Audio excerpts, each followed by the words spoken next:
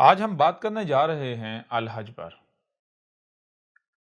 الحج پر بات کرنے کی 3 وجوہات ہیں۔ ان میں سب سے پہلی وجہ تو یہ ہے کہ یہ دین الاسلام کے جو بنیادی ارکان ہیں ان میں سے ایک ہے۔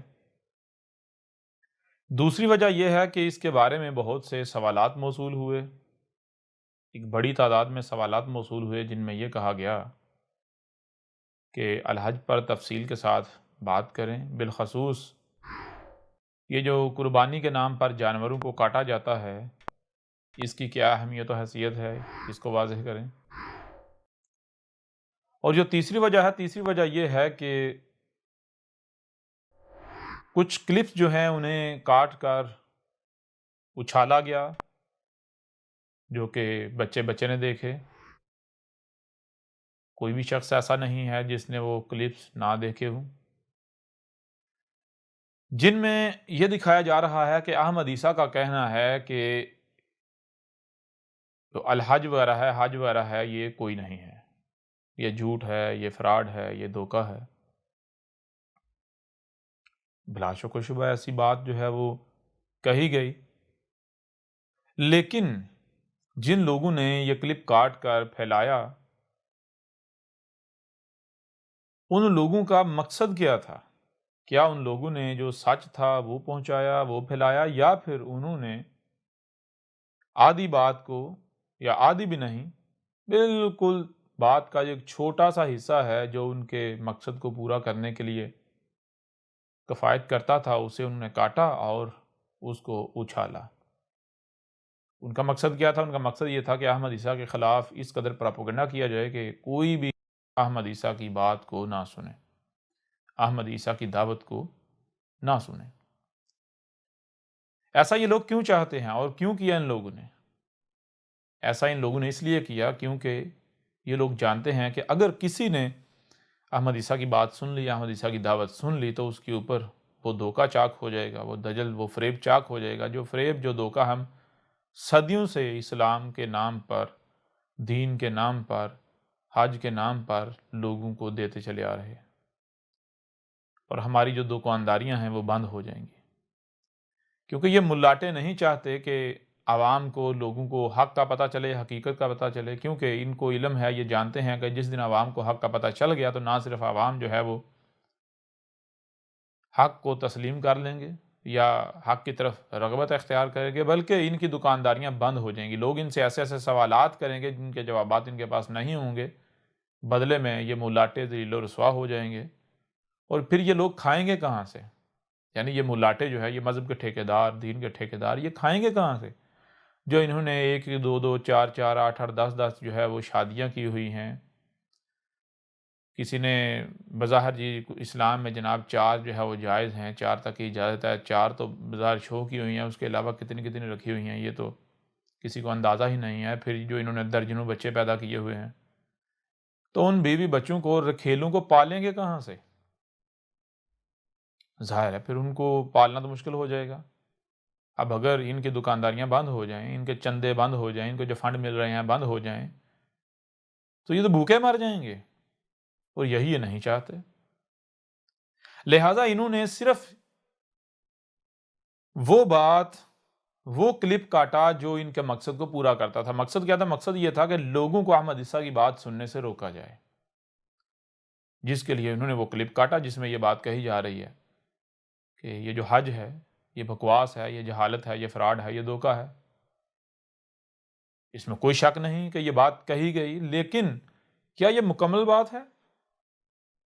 نہیں، بلکہ جب آپ مکمل بات سنیں گے تو آپ کے اوپر واضح ہو جائے گا کہ ہاں بھائی، واقعتاً یہ جو حج کے نام پر کیا جا رہا ہے یہ دھوکہ ہے، یہ فراڈ ہے، اور آج اسی کو ہم آپ کے اوپر واضح کریں گے۔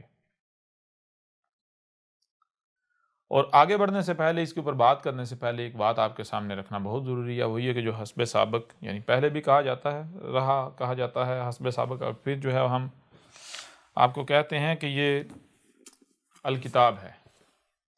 وہ تمام کے تمام افراد جنہوں نے سوال ارسال کیا یا سوالات ارسال کرتے ہیں، میں ان کو کہتا ہوں کہ آپ کوئی بھی سوال کرنے سے پہلے یہ جو الکتاب ہے اسے ڈاؤن لوڈ کریں اور شروع سے لے کر آخر تک ترتیب کے ساتھ اس کا مطالعہ کریں۔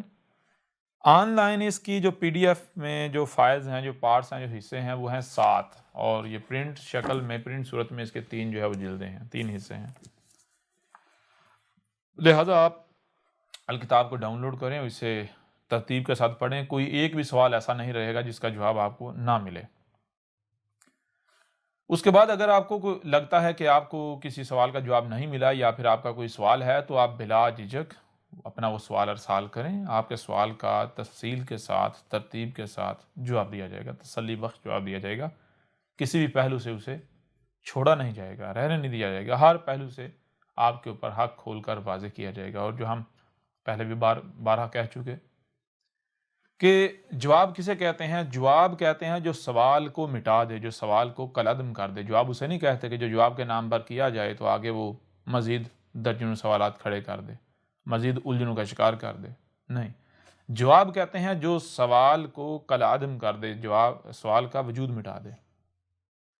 تو آپ پہلے الکتاب کو پڑھیں، اس کے بعد اگر آپ کا کوئی بھی سوال رہتا ہے، کوئی سوال پیدا ہوتا ہے، تو آپ بلا جھجک وہ سوال کریں، جتنے بھی سوالات ہوں وہ کریں۔ ہر سوال کا جواب دیا جائے گا، آپ کے سوالات کو کالعدم کیا جائے گا، آپ کو مطمئن کیا جائے گا۔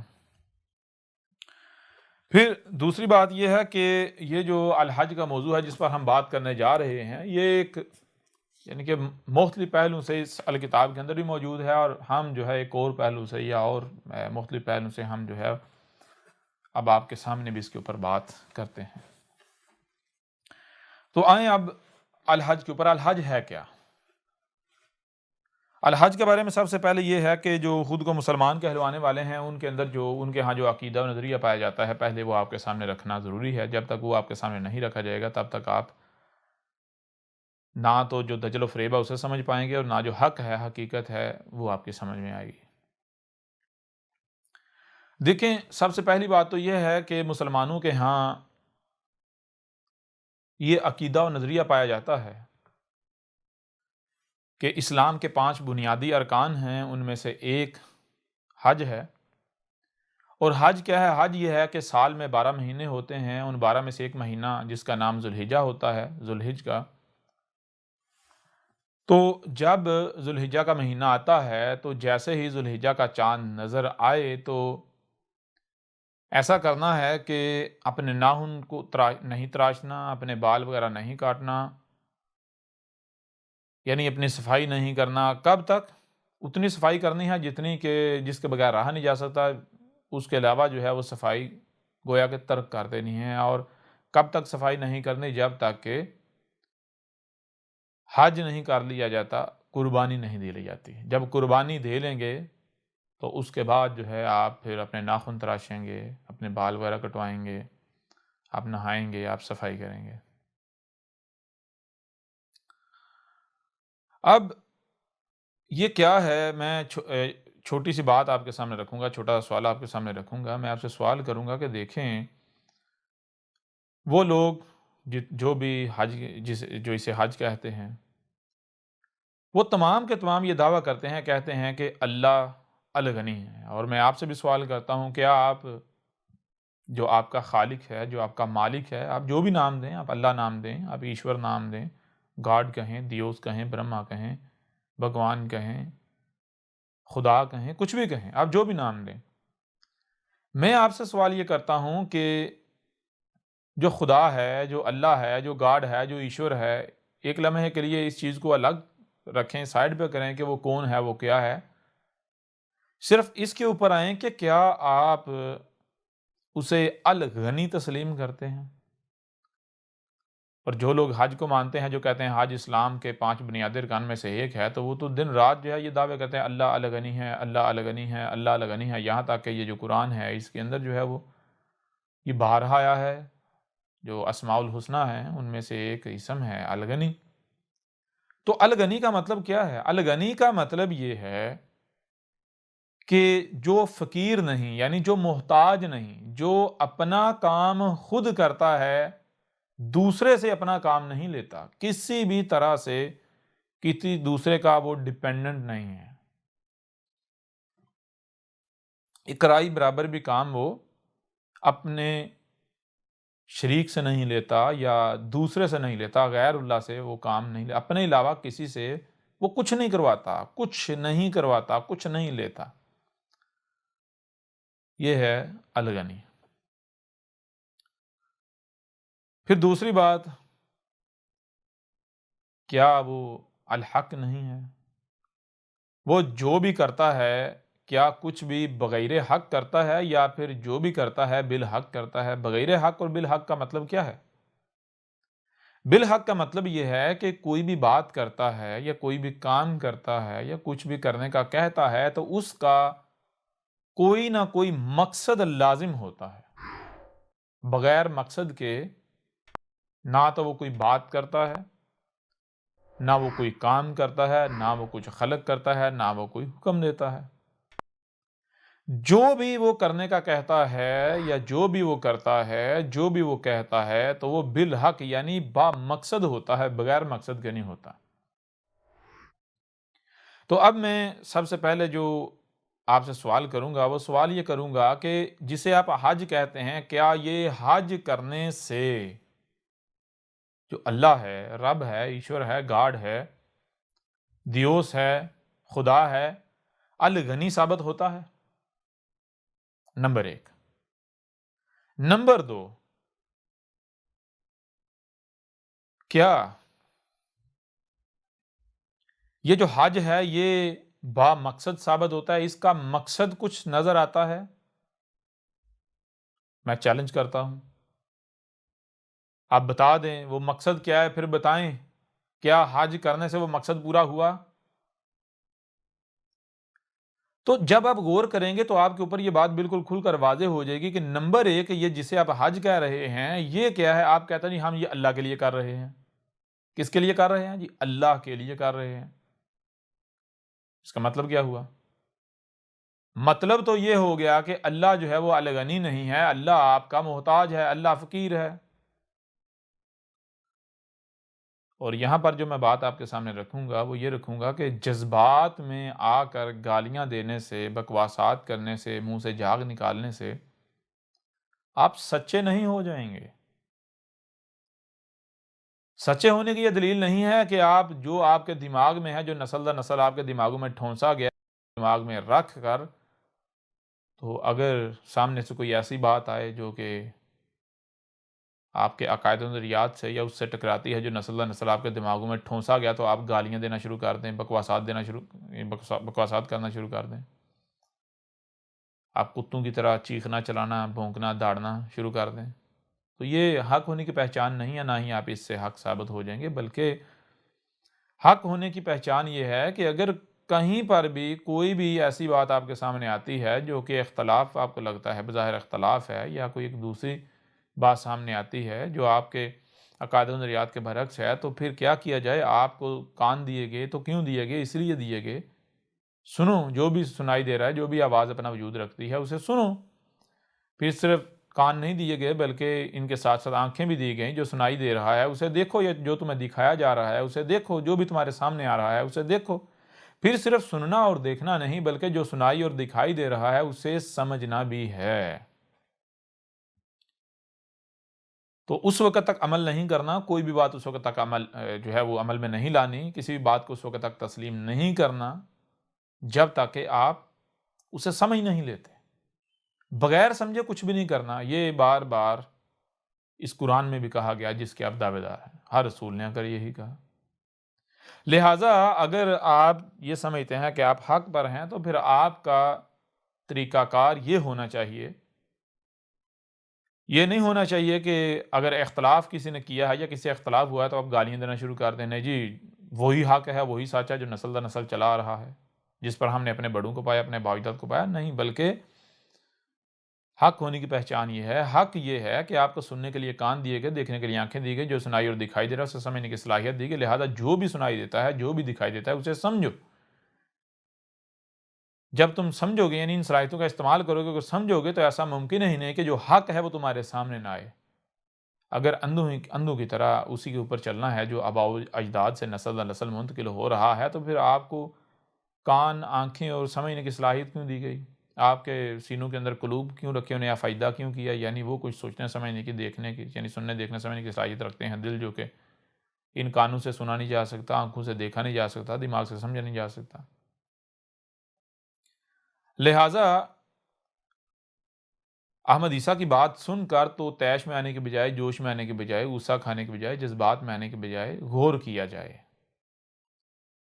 اگر آپ وہی رویہ اپناتے ہیں جو اکثریت کرتی ہے تو جان لیں اس میں نقصان احمد عیسیٰ کا نہیں ہوگا، نقصان آپ اپنا کریں گے کہ آپ کو ایک اتنا بڑا موقع دیا گیا کہ آپ اپنی غلطیوں کو سدھار لیں، آپ اپنی اصلاح کر لیں، یہاں تک کہ آپ کے اوپر آپ کا غلط ہونا واضح کر دیا گیا، آپ کی غلطیاں آپ کے اوپر واضح کر دی گئیں، اتنا بڑا احسان کیا گیا، بجائے یہ کہ آپ الٹا اس احسان سے فائدہ اٹھائیں، یعنی بجائے یہ کہ آپ احسان سے فائدہ اٹھائیں، آپ الٹا جو ہے وہ دشمنی کریں، تو نقصان احمد عیسیٰ کا نہیں ہے، نقصان آپ کا اپنا ہے۔ آج آپ اندھوں کی طرح اپنے بڑوں کے پیچھے یا اکثریت کے پیچھے چل کر خود کو جھوٹی تسلی تو دے سکتے ہیں، گالیاں دے کر، بکواسات کر کے، دشمنی کر کے آپ اپنے آپ کو جھوٹی تسلی تو دے سکتے ہیں، لیکن جان لیں بعد میں آپ پھر اپنی بات پر، اپنے موقف پر ڈٹے نہیں رہ سکیں گے، قائم نہیں رہ سکیں گے، پھر آپ چیخیں گے، چلائیں گے، پھر آپ کے پاس سوائے پچھتاوے کے اور کچھ نہیں رہے گا۔ اچھا، ایک تو بات ہو گئی ہے، اب تھوڑا سا آگے بڑھیں۔ یہ جو حج ہے، اس حج کے بارے میں کچھ سوالات آپ کے سامنے اور رکھوں گا۔ ان میں سے ایک سوال یہ ہے کہ یہ جو حج ہے، اس کے بارے میں کیا کہا جاتا ہے؟ اس کے بارے میں خود کو مسلمان کہلوانے والوں کا دعویٰ ہے کہ یہ کیا ہے، یہ دین ابراہیم ہے، تو اس لیے یہ ابراہیم سے چلا آ رہا ہے۔ یہ جو حج ہے، اس کی بنیاد کس نے رکھی؟ اس کی بنیاد رکھی ابراہیم علیہ السلام نے۔ یہ جو حج ہے، یہ دین ابراہیم میں ہے، یہ جو ہمارا دین ہے جی، دین اسلام، یہ کیا ہے؟ دین ابراہیمی ہے۔ اور حج کی بنیاد کس نے رکھی؟ حج کی بنیاد رکھی ابراہیم علیہ السلام نے، اور جو قربانی کے نام پر جانور کاٹے جاتے ہیں، وہ بھی کہا جاتا ہے کہ جناب ابراہیم کے بیٹے اسماعیل کا ایک واقعہ ہے، اور یہ وہی سنت ہے، ہم ابراہیم کی سنت پر چل رہے ہیں۔ بہرحال یہاں میں جو آپ کے سامنے جو سوالات رکھوں گا، یہ انتہائی قابل غور سوالات ہیں۔ ان میں ایک سوال تو یہ ہے کہ میں آپ سے سوال کرتا ہوں، اگر یہ حج جو ہے، اس کی بنیاد ابراہیم نے رکھی ہے، یہ دین ابراہیم میں ہے، یہ جسے آج آپ حج کہتے ہیں، جسے آپ حج کہتے ہیں، وہ نہیں جو کہ الحج ہے، اور جس کا ذکر اس قرآن میں ہے، یا جو ہر رسول نے کیا ہے، ہر رسول کی دعوت کو تسلیم کرنے والوں نے کیا ہے، اس کی بات نہیں ہو رہی، وہ آگے چل کے واضح کریں گے۔ بلکہ یہ جو حج کے نام پر یا الحج کے نام پر جو کچھ ہو رہا ہے، اگر آپ یہ دعویٰ کرتے ہیں کہ یہ دین ابراہیم ہے، اس کی ابتدا ابراہیم نے کی، اس کی بنیاد ابراہیم نے رکھی، تو سوال میرا یہ ہے کہ کیا دین ابراہیم کے دعوے دار کیا صرف اور صرف مسلمان ہیں، یا پھر جن کو آپ عیسائی کہتے ہیں، یعنی کرسچنز، وہ بھی اسی دین ابراہیم کے دعوے دار ہیں؟ اور جن کو آپ یہود کہتے ہیں، یہودی کہتے ہیں، یا جوز کہتے ہیں، وہ بھی دین ابراہیم کے دعوے دار ہیں؟ کیا کبھی آپ نے غور کیا؟ آپ کسی اپنے ملاٹے سے سوال کر لیں کہ عیسائیت جو ہے، کیا یہ دین ابراہیم نہیں ہے؟ آپ کو جواب دے گا ہاں جی ہے۔ جو یہودیت ہے، کیا دین ابراہیم نہیں ہے؟ ہاں جی ہے۔ ہاں، آگے یہ کہیں گی وہ بگڑ چکا ہوا ہے۔ وہ کیا ہے؟ وہ بگڑ چکا ہوا ہے۔ ٹھیک ہے، مان لیا بگڑ چکا ہے، لیکن دین ابراہیم تو ہے نا۔ اب میں آپ سے سوال کرتا ہوں، مجھے یہ بتائیں کہ جب یہودیت بھی دین ابراہیم ہے، عیسائیت بھی دین ابراہیم ہے، تو یہودیت اور عیسائیت میں یہ حج کہاں ہے؟ بتائیں کہ یہ جسے آپ حج کہتے ہیں، اگر یہ وہی الحج ہے جس کا ذکر قرآن میں ہے، تو پھر کیا یہ موسیٰ نے کیا تھا؟ دنیا کی کوئی طاقت ثابت نہیں کر سکتی کہ موسیٰ نے کیا تھا، یہاں تک کہ موسیٰ یہاں آیا ہی نہیں، اپنی پوری زندگی میں یہاں موسیٰ نہیں آیا جہاں آپ جاتے ہیں حج کے نام پر۔ کیا عیسیٰ ابن مریم نے یہ الحج کیا یا یہ حج کیا؟ تو پتہ چلے گا نہیں۔ عیسیٰ ابن مریم بھی اپنی پوری زندگی یہاں نہیں آیا جہاں آپ حج کے نام پر جو کچھ کرنے جاتے ہیں۔ آپ جسے آپ یہودیت کہتے ہیں وہ شروع سے لے کر آخر تک آج تک اسے کھنگال لیں، آپ کو حج نامی نام و نشان نہیں ملے گا۔ آپ عیسائیت کو کھنگال لیں، آپ کو حج نامی نام و نشان نہیں ملے گا۔ اس طرح باقی بھی ہیں، جیسے نمازیں ہیں، روزے ہیں، باقی سب کچھ بھی ہے، لیکن ہمارا جو موضوع ہے موضوع الحج ہے، ہم اسی پر رہیں گے۔ تو اب مجھے بتائیں کہ آپ اگر دعویٰ کر رہے ہیں دین ابراہیم کا، تو پھر دین ابراہیم میں اگر حج ہے تو حج تو ہونا چاہیے، یہودیوں کے ہاں بھی حج تو ہونا چاہیے، عیسائیوں کے ہاں بھی، لیکن ہم کیا دیکھتے ہیں؟ نہ یہودیوں کے ہاں اس کا کوئی نام و نشان ہے، آثار ملتے ہیں، نہ ہی عیسائیوں کے ہاں اس کا کوئی نام و نشان ہے، نہ اس کے کوئی آثار ملتے ہیں۔ اب اس سوال کا جواب چاہیے ہمیں۔ اگر آپ سچے ہیں یا حق کے طلبگار ہیں تو آپ کے اوپر یہ لازم ہے کہ آپ جا کے اپنے مولاٹوں سے یہ سوال کریں۔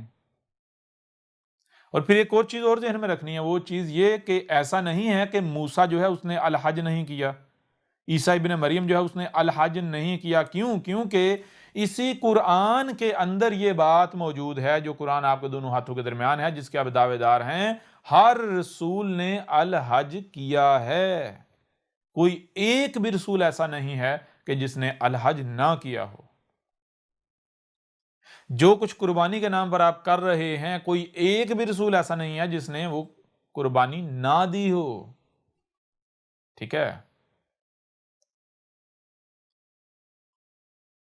یہ بہت بڑا سوال ہے، اس کا اپنے جو جواب ہے اپنے ملاٹوں سے مانگیں، ان سے یہ سوال کریں اور جان لیں اگر آپ یہ سوال نہیں کرتے تو اس میں نقصان احمد عیسیٰ کا نہیں ہوگا، نقصان آپ لوگوں کا اپنا ہے۔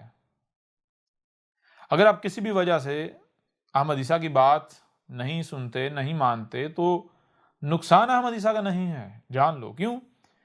کیونکہ احمد عیسیٰ کیا ہے؟ جب کہ آپ کے اوپر بار بار کھول کھول کر واضح کر دیا گیا کہ یہ اگر تم یہ سمجھتے ہو کہ تمہارے سامنے تمہارے ہی جیسا کوئی انسان یا 5-6 فٹ کا بشر بیٹھا ہوا تم سے بات کر رہا ہے، مخاطب ہے، تو اپنی اس غلط فہمی کو دور کر لو۔ یہ تمہارے ہی جیسا ایک 5-6 فٹ کا بشر تم سے کلام نہیں کر رہا، مخاطب نہیں ہے، بلکہ یہ تمہارا رب تم سے کلام کر رہا ہے۔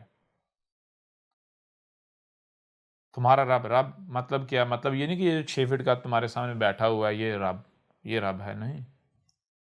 ذرا غور کرو، تمہیں تخلیق کیا، غور کرو ذرا، کون ہے تمہیں جو سانس لینے کے لیے آکسیجن فراہم کر رہا ہے، جس نے تمہیں ٹھہرنے کے لیے زمین دی ہوئی ہے،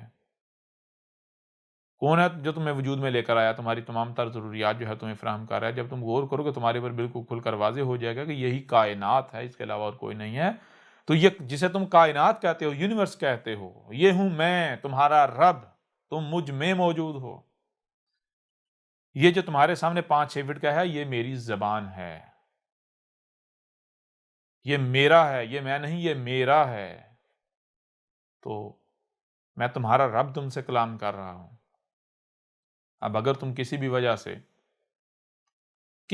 سے خواہ دشمنی کی بنیاد پر تم حق جو ہے، جب کہ تمہارے اوپر کھول کھول کر واضح کیا جا رہا ہے، کھول کھول کر واضح کر دیا گیا، تم کفر و کذب کرتے ہو، تو جان لو نقصان ہمارا نہیں ہے، ہم تو تمہارے اوپر الاحسان کر رہے ہیں۔ نقصان تمہارا اپنا ہے، تم چیخو گے، چلاؤ گے، لیکن تب تمہارا چیخنا، تمہارا چلانا تمہیں کوئی نفع نہیں دے گا۔ پھر اس کو ایک اور پہلو سے آپ کے سامنے رکھتے ہیں، آپ کے اوپر واضح کرتے ہیں۔ دیکھیں، میں آپ سے سوال کرتا ہوں کہ یہ جو حج کے نام پر جو کچھ ہو رہا ہے، کیا یہ محمد کے آنے کے بعد شروع ہوا؟ یعنی کیا یہ محمد نے آ کر سٹارٹ اسے کیا، محمد نے اس کی بنیاد رکھی؟ یا پھر یہ محمد کے آنے سے پہلے ہو رہا تھا؟ تو دنیا کی کوئی بھی طاقت ایسی نہیں ہے، دنیا میں کوئی بھی ایسا نہیں ہے جو یہ ثابت کر سکے یا یہ دعویٰ کر سکے کہ اس کی بنیاد محمد نے رکھی۔ کیوں؟ کیونکہ اگر کوئی یہ کہے کہ اس کی بنیاد محمد نے رکھی تھی تو پھر اپنے دوسرے دعوے میں جھوٹا ثابت ہو جاتا ہے کہ یہ دین ابراہیم ہے، پھر یہ دین ابراہیم ہی ثابت نہیں ہوتا۔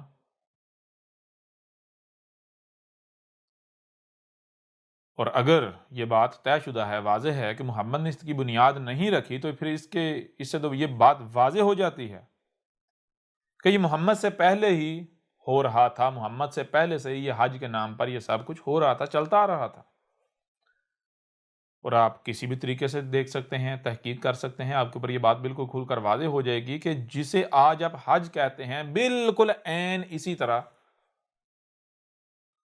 ابھی یہ تھوڑا اور بگڑ گیا، لیکن جو حج کے نام پر وہاں پر ہو رہا ہے مکہ نامی بستی میں، بالکل یہی محمد کے آنے سے پہلے بھی ہو رہا تھا۔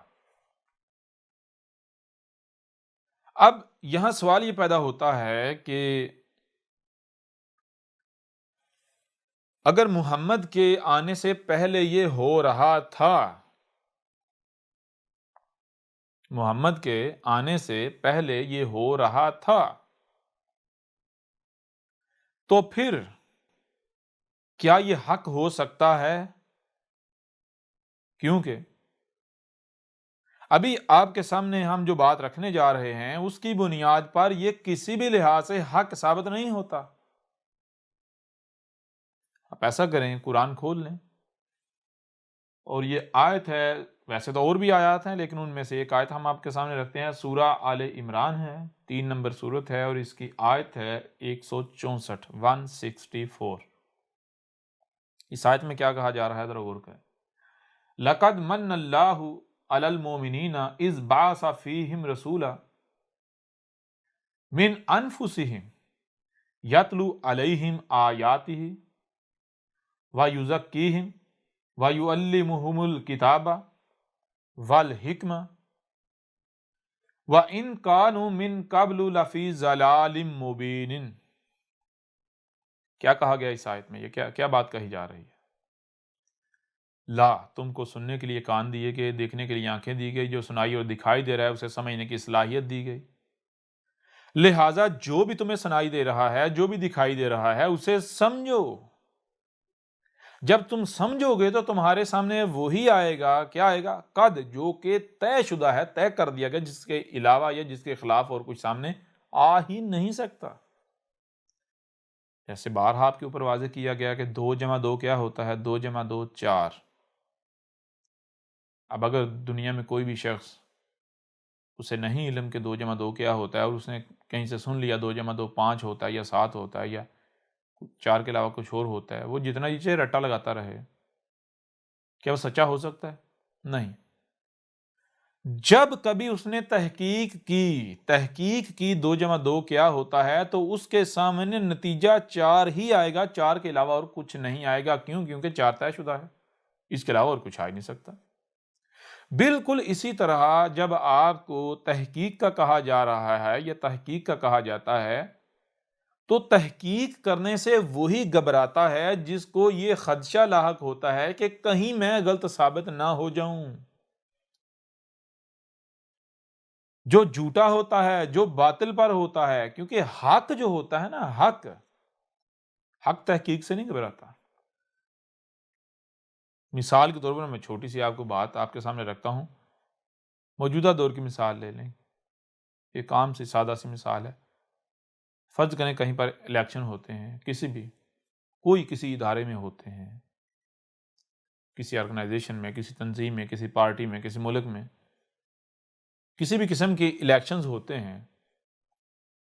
الیکشنز کے بعد جو ہے وہ نتائج کا اعلان کیا جاتا ہے۔ جب نتائج کا اعلان کیا جاتا ہے تو جو ایک فریق جس کے بارے میں کہا جاتا ہے یہ ہار گیا ہے، وہ اگر یہ کہتا ہے کہ جی مجھے یہ نتیجہ قبول نہیں ہے کیونکہ دھاندلی ہوئی ہے، یہ نتیجہ پرفیکٹ نہیں ہے، آپ ایسا کریں کہ دوبارہ جو ہے وہ کاؤنٹ کریں، ری کاؤنٹنگ کریں، دوبارہ گنتی کریں۔ اب دیکھیں، غور کریں، اگر تو جو نتیجہ اناؤنس کیا گیا ہے وہ سچ ہے، حق ہے، تو وہ نتیجہ اناؤنس کرنے والوں کو، ووٹوں کی گنتی کرنے والوں کو، جو الیکشن کمیشن ہے، اس سے ری کاؤنٹنگ پر کسی بھی قسم کا اعتراض نہیں ہونا چاہیے، نہ کرنا چاہیے، بلکہ اس سے تو خوشی خوشی کہنا چاہیے ٹھیک ہے بھائی، ایک بار چھوڑو، 1000 بار گنو، وہ تو صندوقڑیاں کھول کے سامنے رکھ دے، لو بھائی خود گنو، اپنا شک دور کر لو۔ کیوں؟ کیونکہ انہیں پتا ہے کہ بھائی ہم حق ہیں، ہم سچے ہیں، جتنی بار جی چاہے ری کاؤنٹنگ کریں، نتیجہ وہی نکلے گا۔ اب ذرا غور کریں، اگر کوئی ری کاؤنٹنگ سے گھبرائے گا تو کون گھبرائے گا؟ دوبارہ گنتی سے گھبرائے گا تو کون گھبرائے گا؟ سیدھی سی بات ہے، وہی گھبرائے گا جس کو یہ خوف ہوگا، ڈر ہوگا کہ کہیں میری پول نہ کھل جائے، کہیں میرا جھوٹ جو ہے، میرا جو دجل ہے، فریب ہے، وہ نہ چاک ہو جائے، وہ گھبرائے گا۔ تو بالکل اسی طرح دیکھیں ذرا، وہ ہے لاقد، تم کو سننے کے لیے کان دیے گئے، دیکھنے کے لیے آنکھیں دی گئی، جو سنائی اور دکھائی دے رہا ہے اسے سمجھنے کی صلاحیت دی گئی۔ تو کیوں دی گئی؟ اس لیے تو دی گئی کہ تاکہ تم تحقیق کرو کوئی بھی بات۔ بے شک مثال کے طور پر دیکھیں، اگر آپ کو یقین ہی کیوں نہ ہو کہ جو بات آپ کر رہے ہیں، یا جو آپ کا موقف ہے، یا جو آپ کا نظریہ ہے، یا جو آپ کا عقیدہ ہے، جو آپ کا موقف ہے، آپ کو یقین ہی کیوں نہ ہو کہ یہ حق ہے، یہ سچ ہے، اور کوئی بھی اعتراض کرتا ہے، کوئی بھی تحقیق کی دعوت دیتا ہے، تو فوری تحقیق کریں۔ اگر کوئی اعتراض اٹھاتا ہے یا تحقیق کا کہتا ہے، تو اس کا مطلب قطعاً یہ نہیں ہے کہ آپ جھوٹے ثابت ہو جائے گے، آپ غلط ثابت ہو جائے۔ اگر آپ حق پر ہو تو یہ گارنٹی ہے آپ غلط ثابت نہیں ہو سکتے، آپ کی بات غلط ثابت نہیں ہو سکتی۔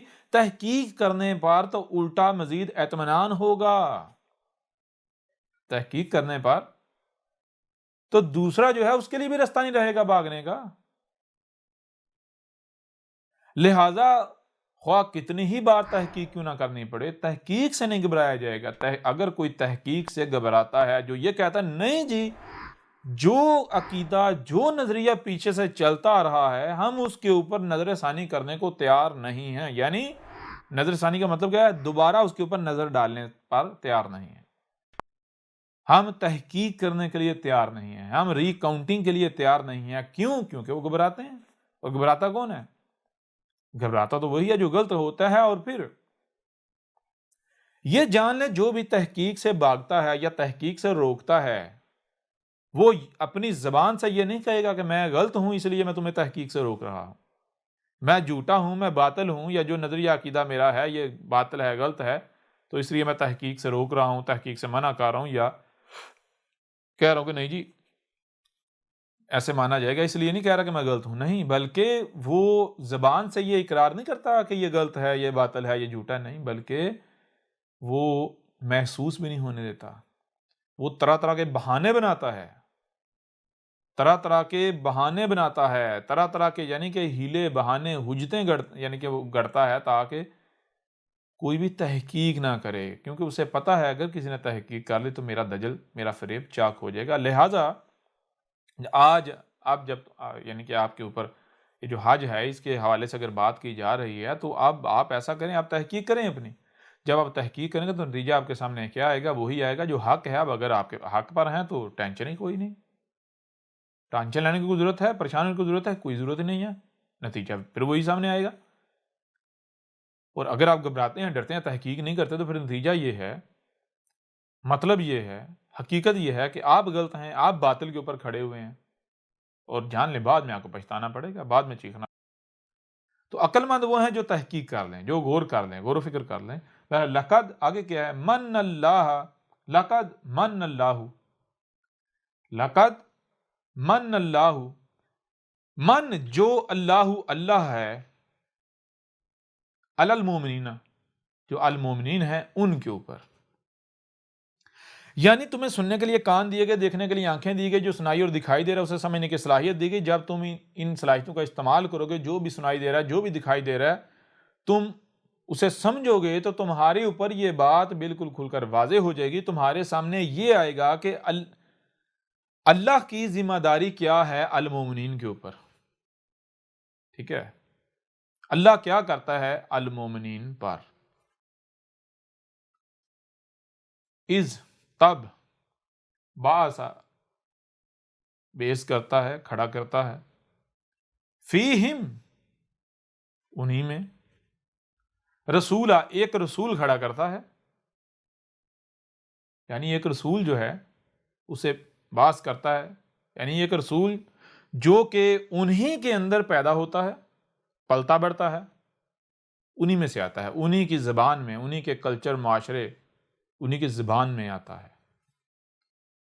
رسول آ کر وہی من انفسہم، انہی میں سے آتا ہے، یعنی کہ یہاں ایک اور چیز ذہن میں رکھیں، وہ کیا چیز؟ وہ یہ چیز ہے کہ جب بھی اللہ کا بھیجا ہوا آتا ہے رسولہ کا مطلب یہ، رسول کا مطلب یہ اللہ کا بھیجا ہوا، تو یہاں اس آیت میں یہ بات کہی جا رہی ہے کہ اللہ کا بھیجا ہوا جب بھی آتا ہے، کب آتا ہے وہ ابھی آگے واضح ہو جائے گا، لیکن جب بھی آتا ہے تو کہاں سے آتا ہے؟ تم میں، تم ہی سے آتا ہے، تم ہی میں پیدا ہوتا ہے، تمہاری طرح پیدا ہوتا ہے، پلتا بڑھتا ہے، اور پھر وہ ایک وقت آتا ہے کہتا ہے کہ میں تمہارے رب کا بھیجا ہوا ہوں، اور ہر شے سے اس کا جوڑا ہے۔ تو اس کا جوڑا کیا ہے؟ ایک تو یہ ہے کہ اللہ، دیکھیں اللہ یہ کہہ رہا ہے، رب یہ کہہ رہا ہے، قرآن یہ کہہ رہا ہے کہ رب جب بھی رسول بھیجتا ہے، جب بھی بھیجتا ہے تو تم میں، تمہیں سے۔ لیکن اس کے برعکس جو اس کا جوڑا ہے وہ کیا ہے؟ وہ انسانوں کا قول ہے۔ انسانوں کا قول یہ ہے جی آسمانوں سے آئے گا، آسمانوں پر زندہ چڑھ گیا، وہاں سے آئے گا، کہاں سے آئے گا؟ یعنی کہ انسانوں کا معاملہ یہ ہے، انہوں نے جو عقائد و نظریات گڑے ہوئے ہیں، مثال کے طور پر آپ اگر شیعہ ہیں ان کو لے لیں تو وہ کہتے ہیں جی اللہ کا بھیجا ہوا آئے گا امام مہدی۔ مہدی کون ہے؟ مہدی تو اللہ ہے۔ امام مہدی کا مطلب کیا ہے؟ وہ لیڈر جو آ کر تمہیں ہدایت دے گا، جسے عربوں کی زبان میں رسول کہا جاتا ہے۔ شیعہ کہتے ہیں جناب وہ غار میں چھپا ہوا ہے، پچھلے 1200 سال سے وہ غار میں سے نمودار ہوگا۔ قرآن اس کے برعکس بات کر رہا ہے۔ خود کو مسلمان کہلوانے والے کہتے ہیں جو اوپر آسمانوں پر چڑھ کے بیٹھا ہوا ہے، اللہ کے پاس اوپر کوئی اللہ بیٹھا ہوا ہے، اس کے پاس جا چڑھا ہوا ہے، وہ وہاں سے نیچے آئے گا۔ آیت دیکھیں تو قرآن بالکل مختلف بات کر رہا ہے۔ اس باسا فیہم رسولا من انفسہم، آگے پہچان بتا دی کہ رسول جب آتا ہے تو رسول کی پہچان کیا ہے؟ یتلو، تلاوہ کر رہا ہے، یعنی پوری ترتیب کے ساتھ کھول کھول کر واضح کر رہا ہے کیا؟ علیہم، ان کے اوپر، آیات ہی، جو اس کی آیات ہیں، یعنی اس کی اپنی آیات، اللہ کی آیات جو ہے ان کو بڑی ترتیب کے ساتھ کھول کھول کر واضح کر رہا ہوتا ہے جب رسول آتا ہے۔ آگے اس سے ہوتا کیا ہے؟ وَيُزَكِّيهِمْ، اور اس سے کیا ہوتا ہے؟ اور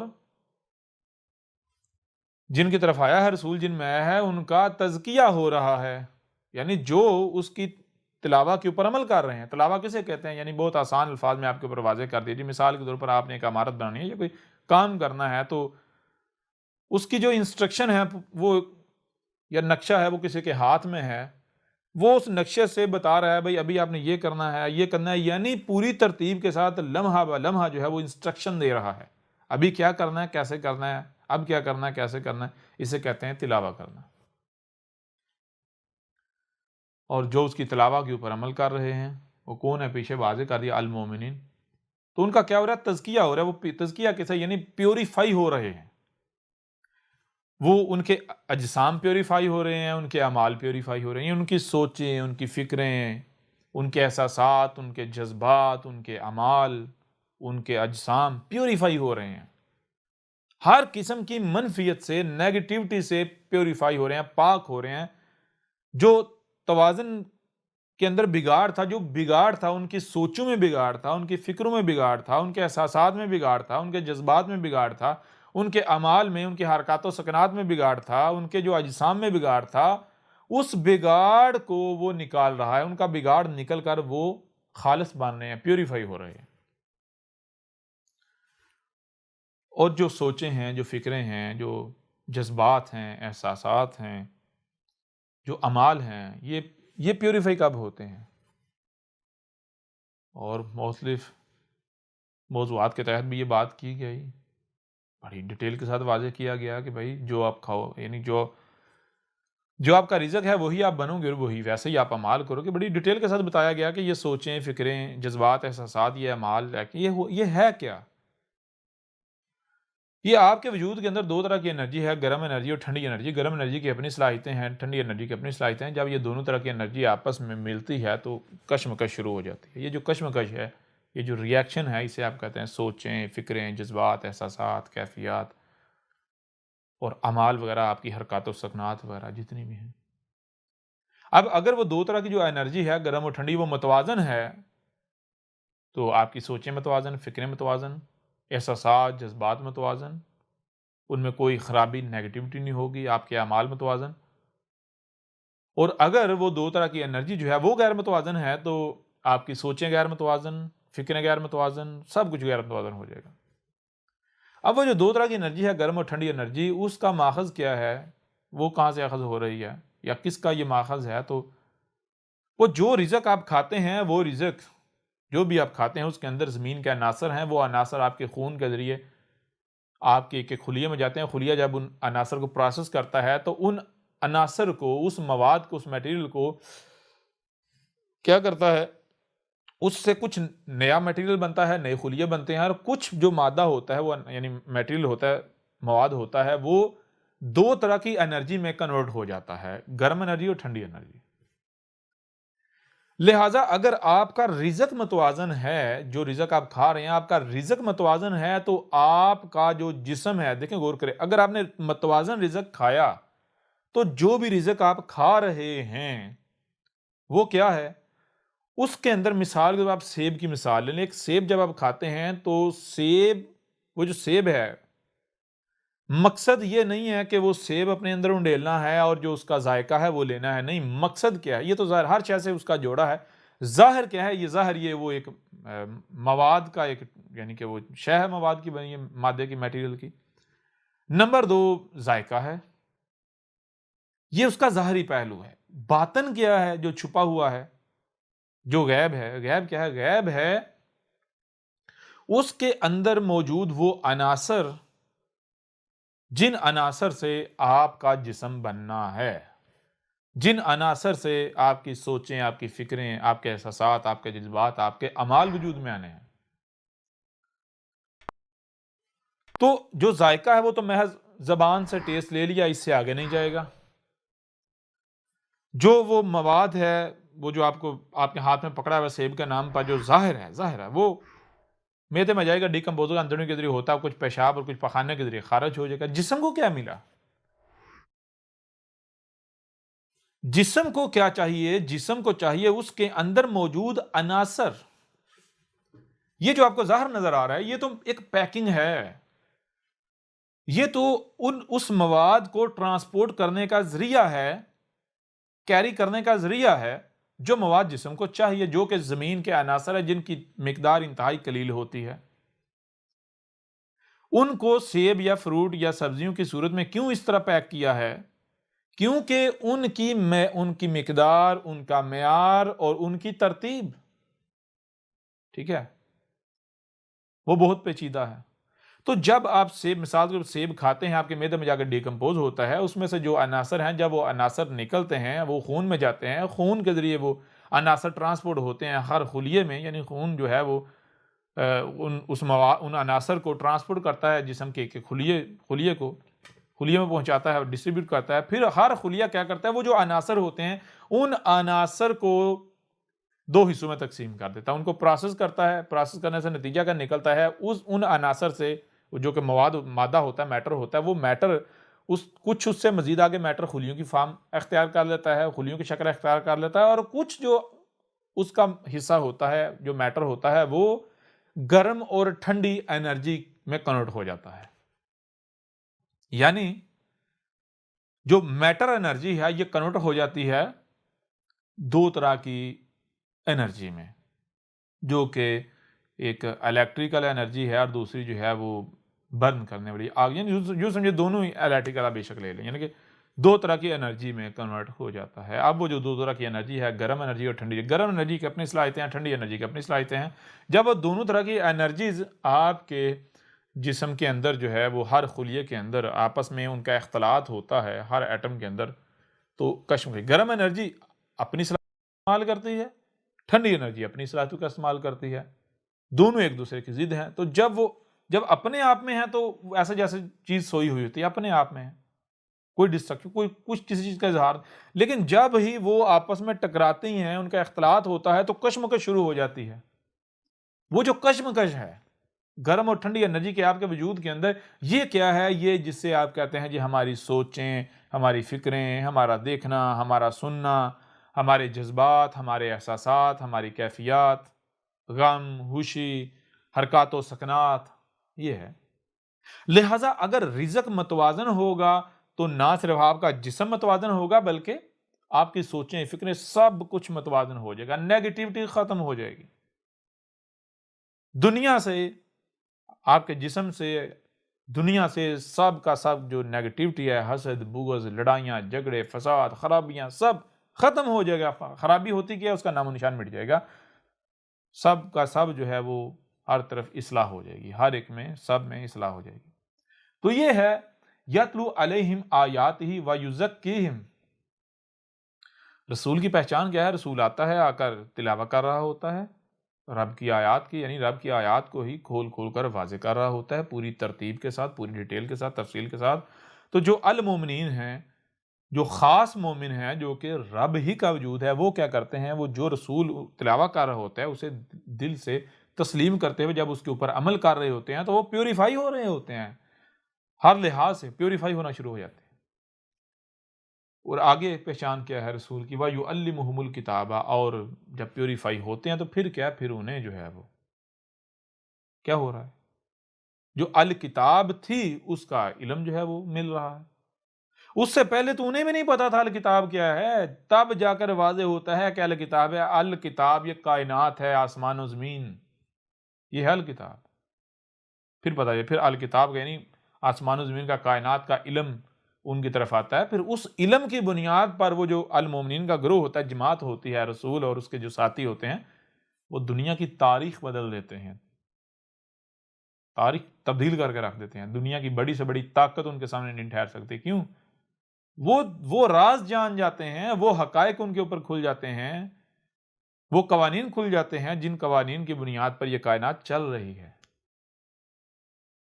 رب رہنمائی کرتا ہے۔ پھر آگے والحکمہ، اور وہ جو علم سیکھتے ہیں اس علم کا صحیح استعمال جو ہے وہ بھی پھر انہیں وہ آ جاتا ہے، وہ بھی اس کا بھی علم جو ہے انہیں حاصل ہو جاتا ہے کہ علم کو کب، کہاں، کیسے، کتنا استعمال کرنا ہے۔ ورنہ اگر صرف علم ہے اور علم کا صحیح استعمال نہیں جانتا، یعنی حکمہ نہیں ہے، تو پھر ایسا علم جو ہے پھانسی کا پھندا بن جاتا ہے، ذلیل و رسوا کر دیتا ہے۔ آگے جو انتہائی اہم بات ہے وہ کیا ہے؟ وَإِن كَانُوا مِن قَبْلُ لَفِي ضَلَالٍ مُّبِينٍ۔ شرط یہ ہے، یعنی رسول کب بھیجا جاتا ہے؟ رسول بھیجا جاتا ہے تب جب کہ، یعنی رسول کے آنے سے پہلے جو لوگ ہیں وہ کیا ہوں؟ وہ ہر لحاظ سے 100% گمراہیوں میں ہوں۔ یہ آیت کیا بتا رہی ہے؟ اس آیت میں یہ بتایا جا رہا ہے کہ دنیا میں جب بھی 100% گمراہیاں ہوتی ہیں، نور کی ایک کرن بھی نہیں ہوتی، ہدایت کی ایک رائے بھی نہیں ہوتی، ہدایت کا، حق کا نام و نشان بھی نہیں ہوتا، ہر طرف اللیل ہوتی ہے، اندھیرا ہی اندھیرا ہوتا ہے، یعنی کہ گمراہیوں نے ہر شے کو اپنی لپیٹ میں لیا ہوتا ہے، نور کی ایک کرن نہیں ہوتی، ہدایت کی ایک کرن بھی ہوتی، تب ایسی صورت میں ایسے لوگ موجود ہوں جو کہ المومن جنہیں کہا گیا، المومنین، یعنی کہ اے ہمارے رب، ہمیں نہیں پتا تو کیا ہے، تو کون ہے، لیکن ہمیں یہ پتا ہے تو ہمارا خالق ہے، یا جو بھی ہے جس نے ہمیں خلق کیا ہے، ظاہر ہے کسی نہ کسی مقصد کے لیے تو خلق کیا ہے۔ ہمیں نہیں پتا دنیا میں آنے کا مقصد کیا ہے، کیونکہ ہر کسی کا دعویٰ ہے کہ ہم حق پر ہیں، باقی سب گمراہ ہیں، ہر کوئی یہ دعویٰ کر رہا ہے، لیکن جب غور کیا، دیکھا تو کسی کے پاس بھی ہمارے سوالات کے جوابات نہیں ہیں۔ جس گروہ کی طرف بھی ہم گئے ہمیں اطمینان نہیں ملا، ہمارے سوالات کے جوابات ہمیں نہیں ملے، ہمیں حق کہیں سے نہیں مل رہا۔ اے ہمارا رب، خلق تو نے کیا ہے، دین تیرا ہے، تجھے پتا ہے تو نے ہمیں کیوں خلق کیا، لہذا ہماری رہنمائی کر، ہمیں ہدایت دے۔ یہ صورت ہوتی ہے، یہ جب وقت آتا ہے تو پھر رب جو ہے وہ کیا کرتا ہے؟ اللہ نے اپنے اوپر یہ لازم کر لیا کہ اللہ جو المومنین ہیں ان کے اوپر احسان کرتا ہے، الاحسان کرتا ہے، ان میں انہی سے رسول بیس کر کے، کھڑا کر کے، ٹھیک ہے۔ اور دیکھیں اللہ کیا ہے؟ الغنی ہے، اگر غور کیجیے، اگر ہدایت موجود ہو، بے شک ایک کرن ہی کیوں نہ ہو، تو ایسی صورت میں اللہ رسول بیس کر دے، رسول بھیج دے، تو اللہ تو الگ نہیں ثابت نہیں ہوتا، اللہ تو فقیر ثابت ہو جاتا ہے۔ جی، لوگ تو کہیں کہ ہمارے پاس ہدایت ہے، بے شک ایک چنگاری ہی کیوں نہیں ہے، جب تک چنگاری بھی ہے، چنگاری تک ہے، وہ چنگاری بھی بھڑکائی جا سکتی ہے، اس چنگاری سے بھی دوبارہ آگ جلائی جا سکتی ہے، سب کچھ روشن ہو سکتا ہے۔ لہذا جب تک مکمل نور حق چھپ نہیں جاتا، نور بجھ نہیں جاتا، تب تک رب رسول نہیں بھیجتا، اور تب بھی اس وقت بھیجتا ہے جب لوگ ایسے موجود ہوں جو یہ کہیں کہ اے ہمارے رب، تو ہمیں ہدایت دے، تیرے علاوہ کوئی ہدایت نہیں دے سکتا، ہمیں تجھ سے رہنمائی چاہیے۔ تو ایسی صورت میں رب نے، اللہ نے اپنے اوپر یہ چیز لازم کر لی ہے کہ اللہ جو ہے پھر المومنین جو ہے ان کے اوپر الاحسان کرتا ہے، ان میں انہی سے رسول بیس کرتا ہے۔ رسول کی پہچان کیا ہے وہ آپ کے اوپر واضح کر دی۔ آپ دنیا کے جتنے بھی مذاہب ہیں ان کا جو رسولوں سے منسوب لٹریچر ہے، جو رسولوں کا چھوڑا ہوا ہے، وہ بے شک تبدیل شدہ ہے، ان میں بھی آپ دیکھیں گے آپ کے اوپر بالکل واضح ہو جائے گا۔ مثال کے طور پر سب سے پرانا جو ہے اس وقت دنیا میں جو مذہب ہے، وہ جسے آپ کے ہمسائے میں جنہیں آپ ہندو کہتے ہیں، اٹھا کے دیکھ لیں گیتا کے اندر، پران جو ہے ان کے اندر، ویدوں کے اندر یہ بات لکھی ہوئی ہے۔ رسول جو کالکی اوتار ہے، کالکی اوتار کی پہچان کیا ہے؟ کالکی اوتار کی سب سے بڑی اور بنیادی پہچان یہ ہے، جس کے اوپر، جس پیرائے پر، جس پیمانے پر دنیا کی کوئی اور شخصیت پوری نہیں اتر سکتی، وہ کیا ہے؟ وہ ہے کہ وہ آ کر سب سے پہلا کام جو کرتا ہے وہ لوگوں کو پیوریفائی کرتا ہے، یعنی تزکیہ کرتا ہے، اور کن کا؟ جو دل سے اس کی دعوت کو مانتے ہیں، جو اس کے پیچھے چلتے ہیں، ان کا تزکیہ ہوتا ہے، ان کو وہ پیوریفائی ہوتے ہیں۔ تو یہ دیکھیں اس آیت میں کیا بات کہی گئی، کیا واضح کیا گیا؟ اس آیت میں یہ بات واضح کی گئی ہے کہ تمہیں سننے کے لیے کان دیے گئے، دیکھنے کے لیے آنکھیں دی گئی، جو سنائی اور دکھائی دے رہا ہے اسے سمجھنے کی صلاحیت دی گئی۔ جب تم سمجھو گے تو تمہارے سامنے کیا آئے گا؟ وہی آئے گا جو کہ قدر میں کر دیا گیا۔ کیا قدر میں کیا گیا؟ اللہ نے قدر میں کیا ہی یہ ہے کہ اللہ پہلی بات صرف وزر اس وقت رسول بیس کرتا ہے جب 100% گمراہیوں، ضلالن، جتنی ضلال ہو سکتی ہیں، مبینن، ہر لحاظ سے جتنی بھی کھلم کھلا ہو سکتی ہیں، یعنی نور کی ایک کرن بھی نہیں ہوتی، جب ہدایت کی ایک کرن بھی ہوتی ہے، ایسی صورت میں پھر ایسے لوگوں کا موجود ہونا شرط ہے، لازم ہے، جو یہ کہیں کہ ہمارے رب ہمیں صرف تجھ سے رہنمائی چاہیے، تو ہماری ہدایت، ہمیں ہدایت دے، تو ہماری رہنمائی کر، تیرے علاوہ کوئی بھی کسی سے ہمیں اب رہنمائی درکار نہیں ہے، ہر طرف جاہل ہیں، مجرم ہیں، شیاطین ہیں، گمراہ کرنے والے ہیں۔ تو ایسی صورت میں اللہ نے یہ قدر میں کر دیا کہ اللہ کیا کرتا ہے؟ اللہ جو المومنین ہیں ان کے اوپر احسان کرتا ہے کہ ان میں انہی سے رسول کھڑا کرتا ہے، رسول بیس کرتا ہے۔ ان میں انہی سے مطلب کیا ہے کہ انہی کی طرح پیدا ہوتا ہے، انہی کے اندر پیدا ہوتا ہے، انہی میں پیدا ہوتا ہے، انہی کے اندر پلتا بڑھتا ہے، انہی کی زبان بولنے والا ہوتا ہے، انہی کے رنگ سے۔ تو بہرحال پھر وہ جب سامنے آتا ہے تو وہ کیا کہتا ہے؟ وہ کہتا ہے آنا رسول ربکم، اے لوگو میں تمہارے رب کا بھیجا ہوا ہوں، تمہارے رب کا بھیجا ہوا ہوں۔ رب کیا ہے؟ غور کرو، جب تم غور کرو گے تمہارے اوپر واضح ہو جائے گا رب کیا ہے، یہ کائنات۔ تو پھر دیکھو آج اس وقت بھی جو تمہارے ساتھ مخاطب ہے، مخاطب آج احمد عیسیٰ، تو کیا یہ رب کا رسول، کائنات کا نمائندہ ثابت ہوتا ہی نہیں ہوتا؟ دنیا کی کوئی طاقت غل ثابت کر کے دکھا دے۔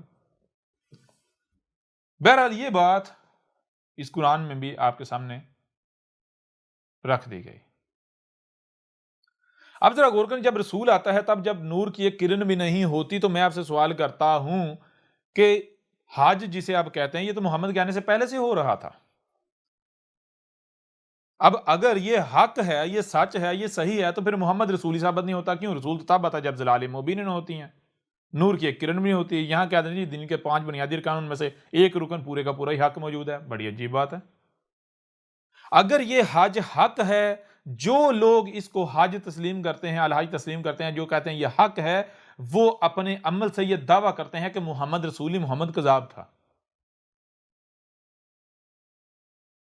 اسی بنیاد پر اگر آپ غور کریں تو آپ کے اوپر واضح ہو جائے گا کہ یہ جو خود کو احمدی کہلواتے ہیں، دنیا ان کو قادیانی کہتی ہے، یہ مرزائی کہتی ہے، جو بھی کہتی ہے، خود کو جماعت احمدی یا احمدی کہلواتے ہیں، وہ جس کے پیچھے جس کو انہوں نے بنایا ہوا جی ہمارا رسول مرزا غلام احمد، اس نے کیا کہا، اس نے کہا جی باقی سب کچھ ٹھیک ہے، نمازیں، روزے، حج، زکوٰۃ، مسجدیں، اذان، سب کا سب ٹھیک ہے، صرف مجھے رسول مان لو، میں مسیح موعود ہوں۔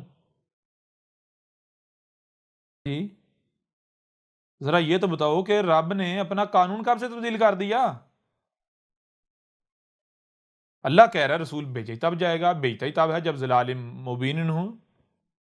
کیوں؟ اگر اس کے علاوہ رب رسول بیس کر دے، رسولن جو رسولہ ہے، النبیین کی بات نہیں ہو رہی، رسولہ، رسول کیا ہے؟ رسول اسی قرآن میں کہا گیا اللہ اور رسول میں فرق نہیں کرو، اللہ اور اس کے رسول میں فرق کسے کہتے ہیں؟ الگ الگ کرنے کو، دو کہنے کو، دو سمجھنے کو۔ جب رسول آتا ہے، جب تک رسول موجود ہوتا ہے تو وہ یہ نہیں کہ اللہ الگ ہے رسول الگ ہے، نا بالکل نہیں، اللہ خود ہی ہے، رب خود ہی ہے، جس نے رسول کی اطاعت کی اس نے اللہ کی اطاعت کی، ٹھیک ہے؟ تو رسول تب بھیجا جاتا ہے جب 100% گمراہیاں ہوتی ہیں، اگر اس کے علاوہ رب رسول بیس کر دے تو رب تو فقیر ثابت ہو جاتا ہے۔ کیوں؟ کیونکہ لوگ ہدایت میں، حق میں خود کفیل ہیں، ان کے پاس ہدایت ہے، اور اللہ ادھر سے جناب لے لو، ہدایت لے لو، ہدایت لے لو، ہدایت لے لو۔ ایک کام جب انسان خود کر سکتے ہیں، یہ بشر خود کر سکتے ہیں، ان میں یہ صلاحیت ہے، یہ کر سکتے ہیں، تو پھر رب کیوں جو ہے بیچ میں پنگا لے گا؟ رب تو تب ہی بھیجے گا نا جب انسان کہیں گے اے ہمارا رب ہمیں ہدایت دے، صرف جب تو دے۔ بہرحال تو چیز یہ ہے، یہ آیت جو ہے اس آیت کی بنیاد پر ایسی اور بھی آیات ہیں، یہ بات بالکل کھل کر واضح ہو جاتی ہے، آپ کے اوپر واضح کر دی گئی کہ کوئی ایک بھی بات ایسی نہیں، کوئی ایک بھی عقیدہ یا نظریہ ایسا نہیں کہ جو محمد کے آنے سے پہلے پایا جاتا تھا یا پایا جا رہا تھا تو وہ حق تھا یا حق ہو۔ یعنی جب محمد آیا ہے تو اس وقت وہ تمام کے تمام عقائد و نظریات، وہ باتیں جو کچھ بھی دین کے نام پر یا حق کے نام پر موجود تھیں، ایگزسٹ کر رہی تھیں، ان میں ایک رائی برابر بھی حق کا عنصر نہیں تھا، وہ حق نہیں تھیں، وہ گمراہیاں تھیں۔ اور جب بھی رسول آتا ہے تو کوئی ایک بھی رسول ایسا نہیں ہے کہ جس نے آ کر یہ کہا ہو کہ جو پیچھے سے چلا آ رہا ہے یا جو پہلے جو عقائد و نظریات ہیں وہ بھی حق ہیں، اور میں جو تمہیں بتاتا ہوں یہ بھی حق ہے، دونوں لے لو، یا اس میں سے بھی کچھ لے لو جو پہلے سے چلا آ رہا ہے۔ نہیں، بلکہ ہر رسول نے آ کر یہ کیا کہ جو اس کے آنے سے قبل جو کچھ بھی گزشتہ رسولوں سے یا گزشتہ رسول سے منسوب کر یا جو کچھ بھی حق یا دین کے نام سے منسوب کر حق کے نام پر کیا جا رہا تھا، اس نے اس سب کے اوپر لکیر پھیر دی، لائن پھیر دی، اور بالکل جسے کہتے ہیں 0 سے سٹارٹ کیا۔ یعنی کہ آپ جسے کہتے ہیں کہ بالکل جناب ایک نئی شے لے کر آ گیا ہے، نیا دین لے کر آ گیا۔ اور یہی وہ وجہ ہے جس وجہ سے ہر رسول کو اس تہمت کا، اس الزام کا سامنا کرنا پڑا کہ یہ تو ایک نیا دین لے کر آ گیا ہے، ایسا دین کہ جو نہ ہم نے کبھی سنا کسی نے، نہ ہی ہمارے آباء و اجداد نے اس دین کے بارے میں سنا تھا، جو باتیں یہ کر رہا ہے، جو دین یہ پیش کر رہا ہے، یہ تو ایک نیا دین لے آیا ہے۔ اگر کوئی بھی رسول جو رسول ہوتا ہے، رسول جو ضلال مبین میں آتا ہے، جو کہ خاتم النبیین ہوتا ہے، جب تک اگلا رسول نہیں آتا تب تک کہ النبیین کے لیے فلٹر ہوتا ہے، تو کوئی ایک بھی رسول آ کر یہ کہے کہ جو پیچھے سے چلتا آ رہا ہے وہ بھی حق ہے یا اس میں سے بھی کچھ حق ہے، تو وہ رسول نہیں ہو سکتا، وہ کذاب ہوگا۔ جیسے کہ آپ یہ مرزا غلام احمد ہے، اس کی مثال لے لیں، وہ کیا تھا؟ کذاب تھا۔ کوئی ایک بھی رسول ایسا نہیں ہے جس کو اس بات کا، اس تہمت کا، اس ملامت کا سامنا نہ کرنا پڑا ہو کہ یہ ایک نیا دین لے کر آ گیا۔ کسی رسول نے یہ نہیں کہا کہ جو پیچھے سے چلتا آ رہا ہے وہ حق ہے، وہی دین ہے، بس مجھے رسول مان لو، نہیں، بالکل نہیں۔ رسول کا مطلب کیا ہے؟ رب کا بھیجا ہوا. رب کا بھیجا ہوا کب آتا ہے؟ رب کا کب آتا ہے سامنے؟ بشری صورت میں، جب ظلال مبین ہوتی ہیں، نور کی ایک کرن بھی نہیں ہوتی. تو بہرحال جب قانون یہ ہے، قدر میں یہ کر دیا گیا، تو پھر میں آپ سے پوچھتا ہوں کہ یہ حج حق ثابت ہوتا ہے؟ حج تو محمد کے آنے سے پہلے سے ہو رہا تھا. یوں اس بنیاد پر بھی یہ حج نامی دجل فریب جو ہے آپ کے اوپر چاک کر کے رکھ دیا گیا. اب تھوڑا آگے بڑھتے ہیں اور ایک اور پہلو سے آپ کے سامنے رکھتے ہیں. ذرا غور کریں، محمد نے اپنی زندگی میں کتنے حج کیے؟ یہ جو حج ہے کتنے حج کیے؟ جب آپ غور کریں گے تو آپ کے اوپر یہ بات بالکل کھل کر واضح ہو جائے گی کہ محمد نے اپنی زندگی میں یہ جو حج جسے کہا جاتا ہے یہ ایک بھی نہیں کیا. حالانکہ محمد اپنی زندگی کے 40 سال، غور کیجئے گا، محمد جب پیدا ہوا تھا کس خاندان میں پیدا ہوا؟ اس خاندان میں پیدا ہوا جو کہ ہر سال حج ہو رہا ہے اور اس کے انتظامات کرتا تھا. محمد جس خاندان میں پیدا ہوا ہے وہ ایک ایسا خاندان تھا جو حج کا انتظام کرتا تھا. حج کے جو منتظمین، جسے آج جیسے آج کہتے ہیں خادم الحرم، 2 حرم آج انہوں نے بنا دیا، خادم الحرمین کہتے ہیں، جیسے آج خادم الحرمین ہے. اسی طرح محمد کا خاندان وہ خاندان تھا کہ جو نہ صرف کعبے کا متولی تھا، یہ جو کعبہ ہے عمارت، یہ جو کمرہ بنا ہوا ہے، بلکہ حج کے مکمل انتظامات اسی خاندان کے ہاتھ میں تھے. 40 سال تک محمد کو یہ نہیں علم تھا کہ میں رسول ہوں، حالانکہ محمد رسول تھا. رسول کا مطلب پیدائشی لایا ہوا رب کا، رب خود آیا ہے. اس کو خود بھی نہیں علم. کیوں نہیں علم؟ کیونکہ رسول جو ہے اس میں اسوۃ حسنہ ہوتا ہے. اسوۃ حسنہ کا مطلب کہ اگر ایک بچہ جو ہے پیدا، اسے پتا میں پتا ہو یا اس کے اوپر کھول دیا جائے کہ تو رسول ہے، تو پھر اس میں اسوۃ حسنہ ثابت نہیں ہوگا، دوسروں کے عملی نمونہ ثابت نہیں ہوگا. رسول بھیجنے کا مقصد کیا ہوتا ہے؟ رسول لانے کا، یہ رب بشری صورت میں خود سامنے آتا ہے، اللہ بشری صورت میں خود سامنے آتا ہے، اس لیے آتا ہے تاکہ لوگوں کو عملی طور پر دکھایا جائے کہ دیکھو تم ایسے پیدا ہوتے ہو، ایسے تمہارے والدین، تمہارے بڑے جو ہیں وہ تمہیں اسی دین پر قائم کر دیتے ہیں، وہی تمہیں بنا دیتے ہیں جو وہ خود ہوتے ہیں، اور اس کے بعد پھر کس طرح ہدایت ملے گی، کیسے ہدایت ملے گی اور کیا کرنا ہے. رب جو ہے وہ عملی طور پر رسول بھیجنے کا مقصد یہ ہوتا ہے، رسول بھیجنے کا مقصد صرف اور صرف یہ ہوتا ہے کہ جو انسان ہیں ان کو بتایا جائے کہ تم نے پیدائش سے لے کر موت تک کیسے رہنا ہے، کن کن مراحل سے تم گزرتے ہو اور کیسے کیسے آگے بڑھنا ہے، کیا کرنا ہے، کیسے کرنا ہے. تو محمد کو 40 سال تک یہ نہیں علم تھا کہ میں رسول ہوں، میں رب کا بھیجا ہوا ہوں. لیکن وہ جو پیدائش سے لے کر 40 سال کی زندگی تھی، وہ ایسا نہیں کہ وہ محمد اپنی مرضی سے گزار رہا تھا، نہیں، بلکہ رسول جو ہوتا ہے اس کی زندگی پیدائش سے لے کر موت تک رب کی ڈائریکٹڈ ہوتی ہے.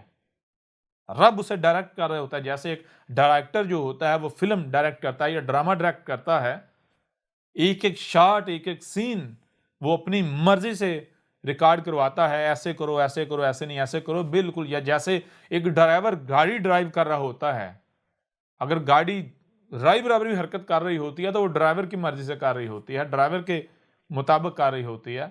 بالکل اسی طرح رسول کی پیدائش سے لے کر موت تک کی جو زندگی ہوتی ہے یہ رب کی ڈائریکٹڈ ہوتی ہے، اللہ کی ڈائریکٹڈ ہوتی ہے.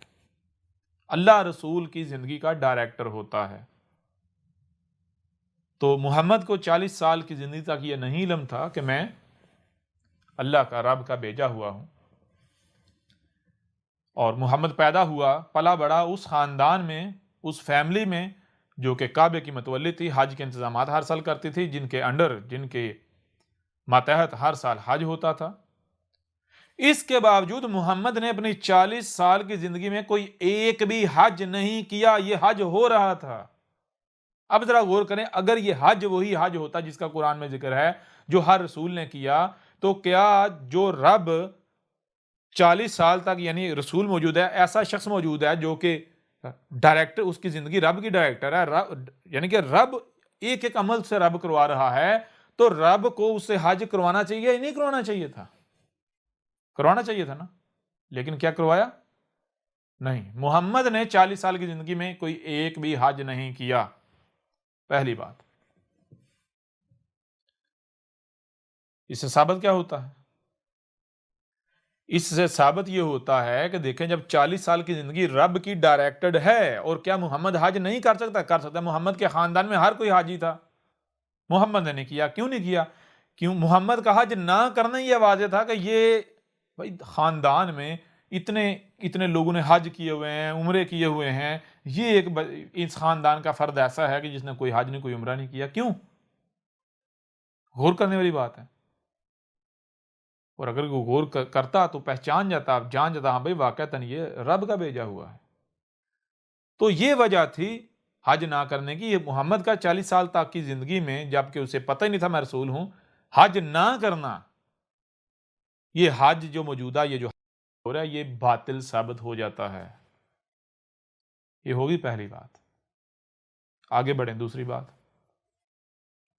پھر جب محمد کو پتا چلا کہ میں رب کا بھیجا ہوں، یعنی جب رب نے یہ راز کھول دیا، جب محمد بھی اس کے اوپر، یعنی جب پلا بڑا باشعور ہوا، اس نے پھر دیکھا جس پر میں نے اپنے بڑوں کو پایا، یہ یعنی کہ اس نے دیکھا ہر کوئی کہہ رہا ہے، یعنی لوگ مختلف فرقوں میں تقسیم ہے، ہر کسی کا دعویٰ میں حق پر ہوں، باقی سب باطل ہیں، باقی سب غلط ہیں۔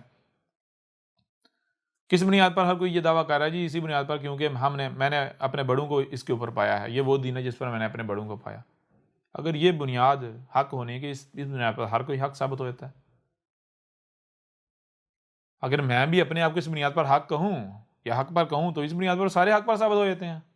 مجھ میں پھر ان میں فرق کیا رہے گا؟ نہیں، یہ بنیاد نہیں ہے حق ہونے کی، یہ دلیل نہیں ہے حق ہونے کی۔ لہٰذا محمد نے کیا کیا؟ محمد نے پھر غور و فکر کرنا شروع کر دیا، نظر ثانی کی اس دین پر جس پر اپنے بڑوں کو پایا، جو دین بڑوں سے ملا، نظر ثانی کی، پتہ چلا وہ باطل ہے۔ اس طرح آگے بڑھتے بڑھتے بڑھتے ہر فرقے کو، ہر مذہب کو، وہ عیسائیت ہو، وہ یہودیت ہو، وہ پارسیت ہو، وہ یعنی کہ جتنے بھی اس وقت مذاہب موجود تھے، ہر مذہب کا سفر کیا، یعنی کبھی اپنا رخ، یعنی قبلہ، محمد کبھی کدھر رخ کر رہا ہے، کبھی کدھر کر رہا ہے، کبھی کدھر کر رہا ہے، کبھی کدھر کر رہا ہے رخ، حق جاننے کے لیے۔ لیکن جب محمد نے سب طرف اپنا رخ کر کے دیکھ لیا، ہر ایک کو اپنا قبلہ بنا کے دیکھ لیا، تو پتہ چلا بھی سب کے سب باطل ہیں، سب کے سب گناہ ہیں۔ تب محمد نے کہا، مراقبے کرنا شروع کر دیا ہے، رب یہ تیرا دین ہے، تیرے علاوہ کوئی واضح نہیں کر سکتا، تیرے علاوہ کسی کو حق کا نہیں علم، میں حق کا طلب کروں، میرے اوپر حق واضح کر، بتا دنیا مجھے دنیا میں لانے کا مقصد کیا ہے، مجھے بھیجنے کا مقصد، میری تخلیق کا مقصد کیا ہے، میرے اوپر واضح کر، میں اسے پورا کروں تاکہ میں مجرم ثابت نہ ہوں۔ تو پھر رب نے محمد کے اوپر جب حق واضح کیا، تو میں آپ سے سوال کرتا ہوں، پھر اگر یہ حج دین کے 5 بنیادی ارکان میں سے ہے، اگر یہ حج وہ ہوتا، یہ حق ہوتا، یہ حج ہی الحج ہوتا، تو محمد کو سب سے پہلے یہ کرنا چاہیے تھا۔ پھر بھی ہم غور کریں تو محمد نے اپنی موت تک، جس سال میں موت ہوئی اس سال تک حج کے نام پر کچھ نہیں کیا، بلکہ محمد نے کیا کیا؟ بالکل وہی کیا جو آج احمد عیسیٰ کر رہا ہے۔ پہلے حق لوگوں کے اوپر اس طرح ترتیب کے ساتھ کھول کر واضح کیا، جسے المومن جو ہیں، مخصوص مومنون کی ایک جماعت وجود میں، ان کا تجزیہ کی ایک جماعت، ایک وجود کی حیثیت جو ہے وہ بنے، جن میں محمد جیسے جسم میں دماغ ہوتا ہے، محمد دماغ کی حیثیت رکھتا تھا، رسول دماغ ہوتا ہے مومنوں کی جماعت میں۔ تو پھر کیا کیا؟ الصلاۃ قائم کی، نمازیں نہیں پڑھی، الصلاۃ قائم کی۔ الصلاۃ کیا؟ ہر شے کو اس کے مقام پر رکھا۔ زمین کی اصلاح کرنے کے لیے جو اقدامات اس وقت کرنے ناگزیر تھے، لازم تھے، وہ کیے۔ اس وقت قتال کو تب تھا کیا، وہ تھی الصلاۃ، اس وقت وہ الصلاۃ کو تب تھی۔ یہاں تک کہ مکہ فتح ہو گیا، اس کے باوجود بھی محمد نے حج نہیں کیا۔ مکہ فتح ہو گیا، سال گزر گیا، جسے یہ حج کہتے ہیں وہ ایام آئے، کوئی حج نہیں کیا۔ کوئی محمد نے یہ نہیں کہا کہ حج کے انتظامات کرو یا حج، نہیں، بالکل نہیں۔ دوسرا سال گزر گیا، تیسرا، چوتھے سال جا کے، آخری سال جس سال وفات ہوئی ہے، اس سال جا کے محمد وہاں گیا ہے، مکہ میں، یعنی وہاں گیا ہے، محمد وہاں گیا ہے، وہاں جا کر ایک خطبہ دیا ہے، لیکن جو حج کے نام پر کیا جاتا ہے یہ کچھ بھی نہیں کیا۔ یہ کہاں سے آیا، کہاں سے گڑا گیا؟ یہ ابھی تھوڑی دیر بعد آپ کے اوپر یہ سارے دجل فراڈ چاک کر کے رکھ دیں گے۔ اب یہاں سوال یہ پیدا ہوتا ہے، اگر یہ حج جو ہے یہ حق ہے، یہ حق تھا، تو پھر چلو پہلے اگر نہیں کیا تھا تو جب 40 سال کی زندگی میں نہیں کیا تھا، تو جب پتہ چلا میں رب کا بھیجا ہوں رسول، اس وقت محمد کرتا، نہیں کیا۔ چلے پھر جب مکہ فتح ہوا تب بھی کر لینا چاہیے تھا، پھر بھی نہیں کیا۔ کب کیا؟ اور وہ حج، وہ یہ نہیں کیا حج جسے یہ حج کہتے ہیں، نہیں، بلکہ وہ ایک خطبہ دیا۔ کیوں دیا، اس کا پس منظر کیا، اس کی وجہ کیا، وہ بھی آپ کے اوپر واضح کریں گے۔ لیکن وہ خطبہ بھی تب دیا ہے جب محمد کی وفات ہونا تھی، دنیا تک جانا تھا، اور وہ کیا ہوا جسے یہ کہتے ہیں محمد نے حج کیا تھا، وہ ابھی آپ کے اوپر کھول کر واضح کرتے ہیں۔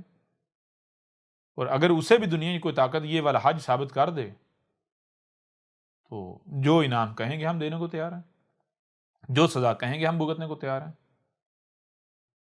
ابھی ہم آپ کے اوپر واضح کرتے ہیں وہ کیا ہوا یہ، جیسا کہ آپ کو پتا ہے، جب بھی کوئی بھی رسول آتا ہے، جب وہ آتا ہے آ کر حق کھول کر واضح کرتا ہے، تو سب سے پہلا فتویٰ جو اس کے اوپر لگتا ہے وہ یہ لگتا ہے کہ یہ ہمارے آباء و اجداد کے دین کا منکر ہے، یہ ہمیں اس دین سے ہٹانا چاہتا ہے جس دین پر ہم نے اپنے بڑوں کو پایا۔ اور کیا کہا جاتا ہے کہ یہ ایک نیا دین لے کر آ گیا۔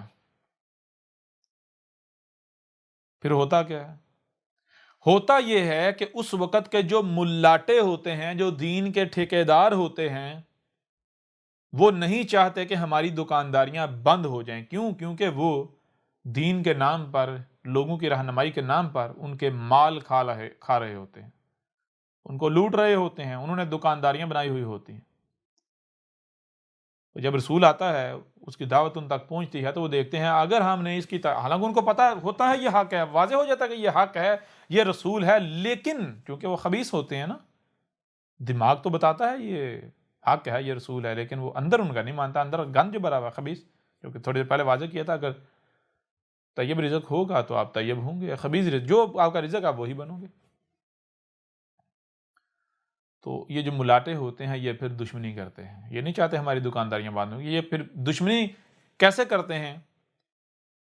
کیونکہ یہ علمی طور پر رسول کا مقابلہ نہیں کر سکتے، یہ رسول کی کسی بات کا رد نہیں کر سکتے، یہ رسول کی کسی بات کا جواب نہیں دے سکتے، رسول کی طرف سے اٹھائے ہوئے کسی سوال کا جواب نہیں دے سکتے، تو یہ کیا کرتے ہیں؟ ان کے پاس صرف ایک ہی راستہ ہوتا ہے، وہ یہ ہوتا ہے کہ گالیاں دیں۔ اگر کتاب اللہ میں سے کچھ ان کے پاس موجود ہوتا ہے تو اس کو یہ اپنے پیچھے پھینک دیتے ہیں، اس کی کوئی اہمیت و حیثیت نہیں، اس کو جوتے کی نوک پر رکھتے ہیں اور خود اپنا آپ ظاہر کرتے ہیں، جو یہ خود ہوتے ہیں، خود سامنے آ جاتے ہیں۔ کیا کرتے ہیں؟ فتوے، گالیاں، بہتانات، الزامات، جیسا کہ عیسیٰ ابن مریم کو کیا کہا گیا؟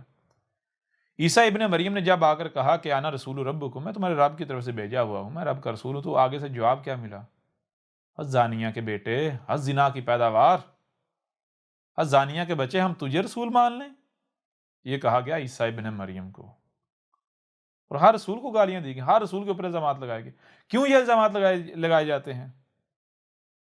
یہ الزامات لگائے کیوں جاتے ہیں؟ یہ الزامات صرف اور صرف اسی وجہ سے لگائے جاتے ہیں تاکہ کوئی بھی اس کی دعوت نہ سنے، اس کی بات نہ سنے، کیونکہ ان ملاٹوں کو علم ہوتا ہے، ان ملاٹوں کے اوپر واضح ہو چکا ہوتا ہے کہ اگر کسی نے اس کی بات سن لی، اس کی دعوت کو سن لیا، تو یا تو وہ اس کی دعوت کو تسلیم کر لے گا، کیونکہ یہ دعوت ہی ایسی ہے، یہ باتیں ہی ایسی ہیں کہ چھوٹی سی چھوٹی، کم سے کم عقل والے کی بھی عقل میں آ جائے، مطمئن کر دیتی ہیں۔ یہ ہر سوال کا جواب دیتا ہے، مطمئن کرتا ہے۔ اور اگر اس کی دعوت کوئی سنتا ہے اور نہیں مانتا، کفر ہی کرتا ہے، تو وہ ہمارا نہیں رہے گا۔ بے شک وہ اس کی دعوت نہ مانے، سننے کے باوجود ہی نہ مانے، لیکن وہ ہمارا بھی نہیں رہے گا، وہ الٹا ہمارے اوپر سوالات اٹھانا شروع کر دے گا، وہ ہمارے لیے گلے کی ہڈی بن جائے گا۔ جب یہ رسول کی کسی بھی بات کا جواب نہیں دے سکتے، اس کی طرف سے اٹھائے ہوئے سوالات کے جوابات نہیں دے سکتے، یہ رسول کا مقابلہ نہیں کر سکتے، تو ان کے پاس ایک ہی رستہ ہوتا ہے، وہ یہ ہوتا ہے کہ پراپیگنڈا کیا جائے، گالیاں دی جائیں، بکواسات کی جائیں، لوگوں کو رسول کی طرف جانے سے، اس کی دعوت سننے سے روکا جائے، جس کے لیے یہ ہر حد تک جاتے ہیں، یہ کچھ بھی کرتے ہیں، جو اختیارات ان کے پاس ہوتے ہیں یہ ان اختیارات کا استعمال کرتے ہیں۔ جو گالی دے سکتا ہے گالی دیتا ہے، جو فتوے کا اختیار رکھتا ہے وہ فتویٰ دیتا ہے، جس کے پاس طاقت ہوتی ہے وہ طاقت کا استعمال کرتا ہے، جو حکومتوں میں بیٹھے ہوتے ہیں حکومتی سہارا لیتے ہیں، حکومتی مشینری کا استعمال کرتے ہیں، جس حد تک ان کے پاس اختیار ہوتا ہے، جو ان کے پاس ہوتا ہے، یہ اس کا رسول کے خلاف استعمال کرتے ہیں۔ مقصد کیا ہے؟ مقصد یہ ہے کہ کوئی رسول کی بات نہ سنے، اس کی دعوت نہ لوگوں تک پہنچے، کیونکہ ان کو پتہ ہے اگر اس کی دعوت پہنچ گئی تو نتیجہ کیا نکلے گا؟ لوگ جو ہے وہ اس کی دعوت مان جائیں گے، یا کم از کم ہمارا دجل فریب چاک ہو جائے گا، ہماری دکانداریاں بند ہو جائیں گی، ہم ذلیل و رسوا ہو جائیں گے، لوگ ہمیں جوتے ماریں گے کہ تم صدیوں سے جھک مار رہے تھے۔ تو بالکل یہی جو ہے وہ محمد کے ساتھ ہوا۔ جب محمد نے آ کر حق کھول کھول کر واضح کیا تو نتیجہ یہ نکلا کہ جو مخالفین تھے، جو دشمن تھے، جو اس وقت ملاٹے تھے، انہوں نے آس پاس پوری دنیا میں یہ شور مچا دیا، محمد جو ہے وہ یہ ہے، وہ ہے، یعنی محمد کی کردار کشی کرنا شروع کر دی۔ کہا کہ محمد جو ہے وہ جو تمہارا دین ہے، جو تمہارے اباء و اجداد سے ملا، اس دین کا منکر ہے، محمد تو اللہ کا منکر ہے، محمد تو رسولوں کا منکر ہے، محمد تو یہ جو تمہارے دیوی دیوتا ہیں ان کا منکر ہے۔ یہ پراپیگنڈا کرنا شروع کر دیا۔ کہا محمد تو بہت بڑا ظالم ہے، گردنیں کاٹتا ہے، لڑتا ہے، محمد نے تو ہر گھر میں تفریق پیدا کر دی۔ اگر کسی کہ گھر کا ایک فرد اس نے محمد کی دعوت کو تسلیم کیا تو گھر والوں نے نکال دیا۔ پہلی تو چیز یہ ہے کہ اسے بلیک اس کے اوپر دباؤ ڈال کے اس کو کہا واپس محمد کو چھوڑ دے، واپس آباء و اجداد کے دین پر آ جا، ہمارے دین پر آ جا۔ جب اس نے کہا نہیں، دباؤ ڈالنے کی کوشش کی، بلیک میل کیا، سختی کی، یہاں تک کہ گھر سے نکال دیا۔ یعنی جس گھر میں کسی کی بیوی نے محمد کی دعوت کو تسلیم کر لیا، کسی کے خامن نے کر لیا، کسی کے بیٹے نے کر لیا، کسی کی بیٹی نے کر لیا، تو کسی نہ کسی گھر میں، یا جس گھر سے جس فرد نے محمد کی دعوت کو تسلیم کیا تو اس گھر میں معاملات جو ہیں وہ خراب ہو گئے۔ اور خراب کس وجہ سے ہوئے؟ یعنی کہ جو محمد کی دعوت کو تسلیم کر لے اس نے کر رہا ہے، اس نے خراب کیا نہیں، بلکہ جو مشرک ہیں وہ نہیں برداشت کرتے۔ جیسے آج مثال لیں، جو بھی احمد عیسیٰ کی دعوت کو تسلیم کر رہا ہے تو اس کے گھر والے، اس کے محلے والے کیا کر رہے ہیں؟ کیا برداشت کر رہے ہیں؟ نہیں، برداشت نہیں، واپس ہمارے دین پر آ۔ ہر حد تک جانے کو تیار ہیں، کر رہے ہیں، تشدد، ماردار، ہر طرح جو کر سکتے ہیں کر رہے ہیں۔ تو یہی اس وقت محمد کے خلاف بھی کیا گیا۔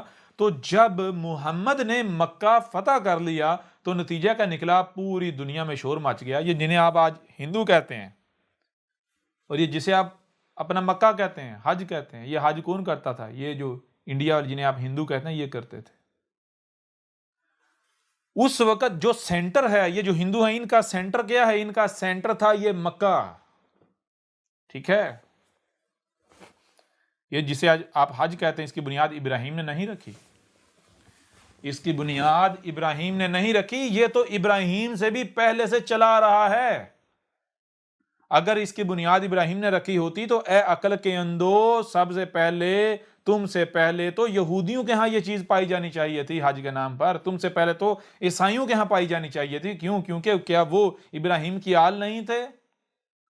کیا موسیٰ کو یہ الگ دین لے کر آیا تھا، یا پھر موسیٰ آیا تھا اپنے ابا ابراہیم کی ملت کو واضح کرنے، دین ابراہیم کو واضح کرنے؟ عیسیٰ ابن مریم کو الگ دین لے کر آیا تھا، یا پھر عیسیٰ ابن مریم اپنے ابا ابراہیم کی ملت کو واضح کرنے آیا تھا، ابراہیم کے دین کو واضح کرنے آیا تھا؟ تو یہ پہلے سے چلا، ابراہیم سے بھی بہت پہلے سے یہ چلا آ رہا ہے جو حج کے نام پر ہو رہا ہے۔ کب سے چلا آ رہا ہے، اس کی بنیاد کیسے پڑی، یہ بھی سارا واضح کریں گے، لیکن پہلے اس کے اوپر بات کر لیں۔ تو جب محمد نے مکہ فتح کیا تو شور مچ گیا کہ جناب وہ جو محمد ہے بہت بڑا قاتل ہے، اللہ کو نہیں مانتا، یعنی ایشور کو نہیں مانتا، جو ہماری مورتیاں ہیں، جو کہ ہم نے جو بڑی بڑی ہستیاں ہیں اس کائنات کی، ان کی مورتیاں بنائی ہوئی ہیں، یہ ان کو نہیں مانتا، دشمن ہے۔ تو لوگ، ظاہری بات ہے، اب جب مکہ فتح ہونے کے بعد جو ہر سال حج ہوتا تھا تو شور مچ گیا تو لوگ نہیں آئے. لیکن محمد نے نہیں روکا. محمد نے یہ نہیں کہا کہ حج نہیں ہوگا. نہیں, مکہ فتح کرنے کے بعد جب حج کا وقت آیا ہے تو محمد مکہ سے واپس یثرب چلا گیا. اور محمد نے بالکل یہ نہیں کہا کہ یہ جو حج ہے یہ میں نے بند کر دیا. نہیں, یہ کیوں کہا ابھی تھوڑی دیر بعد آپ کو واضح ہو جائے گا. لیکن محمد نے کوئی وہ انتظامات نہیں کیے, کچھ بھی نہیں کیا, ایسے چھوڑ دیا. لہذا مکہ فتح ہوا تو اس سال جب حج کا وقت آیا ہے, اس کے بعد یعنی مکہ فتح ہونے کے بعد پہلا حج جب آیا ہے, یہ جو حج ہوتا ہے, تو چونکہ ہر طرف یہ بات پھیل گئی تھی کہ وہ جو محمد جو ایک نیا دین لے کر آیا ہے, جو حج کا, ہماری نمازوں کا, یہ ہر چیز کا منکر ہے اور وہ ہمیں قتل کر دیتا ہے. جو بھی بت پرست ہے انہیں قتل کر دیتا ہے, جو بھی حج کرنے جاتے ہیں قتل کر دیتا ہے. تو لوگ ڈر کے مارے آئے نہیں آئے. دوسرا سال آیا تو وہاں کے جو مقامی مشرک تھے ان کو محمد نے کہا کہ میں تمہیں یہ جو تم اپنے جو ریچولز کر رہے ہو, میں تمہیں یہ کرنے سے نہیں روکتا, کرو تم. یعنی محمد نے کہا کہ جان لو جو دین کو بدلے گا اس کا سزا قتل ہے, اس کی سزا قتل ہے, اس کا سر تن سے جدا کیا جائے گا. دین کو جو بدلے گا, دین کیا ہے؟ فطرت, نیچر, مدر نیچر. یعنی جو نیچر میں تبدیلیاں کرے گا, یعنی جو آسمان و زمین میں کسی مخلوق کے ساتھ چھیڑ چھاڑ کرے گا, یہ میں کسی کو اجازت نہیں دوں گا. کیوں؟ رسول کیا ہے؟ رسول رب کا نمائندہ ہے, رب خود ہے. تو رب کیا ہے؟ یہ کہا ہے نا, رب کہتا ہے میری ذات کے ساتھ چھیڑ چھاڑ نہ کرو, میرے ساتھ پنگا نہ لو, باقی تم اپنے گھر میں رہ کر ٹکنے مارو, پوجا کرو, پرستش کرو, موج کرو, میرے ساتھ دشمنی نہیں میں تمہیں کرنے دوں گا. یہی بعد میں آگے چل کے ڈیٹیل کے ساتھ اس موضوع کے اوپر بات ہوگی. لیکن یہ کہ محمد نے کہا اپنے, یعنی کہ مکہ جنہیں ہینڈ اوور کیا, انہیں کہا بھائی انہیں کہو یہ اپنے حج وج کریں, ہم نہیں روکتے. لیکن محمد نے پھر مکہ فتح کرنے کے بعد واضح, یعنی کہ ایک جو چارٹر ہوتا ہے وہ تیار کیا اور کہا اس کے اوپر عمل کیا جائے گا. کیا؟ ہمسایوں کے حقوق کا خیال رکھا جائے, کسی کے ساتھ ظلم نہیں کیا جائے, کسی کے ساتھ زیادتی نہیں کی جائے, یہاں تک کہ جنہیں تم جانور سمجھ کر کے کاٹ کر کھا رہے ہو, جانوروں کو کاٹ کے نہیں کھایا جائے گا. یہاں تک کہ جانوروں کے اوپر ان کی استطاعت سے زیادہ بوجھ نہیں لادا جائے گا, ان کو وقت پر کھانے کو دیا جائے گا, ان کے کھانے پینے کا خیال رکھا جائے گا, ان کی دھوپ چھاؤں کا خیال رکھا جائے گا, ان کی گرمی سردی کا خیال رکھا جائے گا. اگر کسی نے کسی جانور کے ساتھ بھی زیادتی کی تو اس سے پورا بدلہ لیا جائے گا, اس کو اس کی سزا دی جائے گی.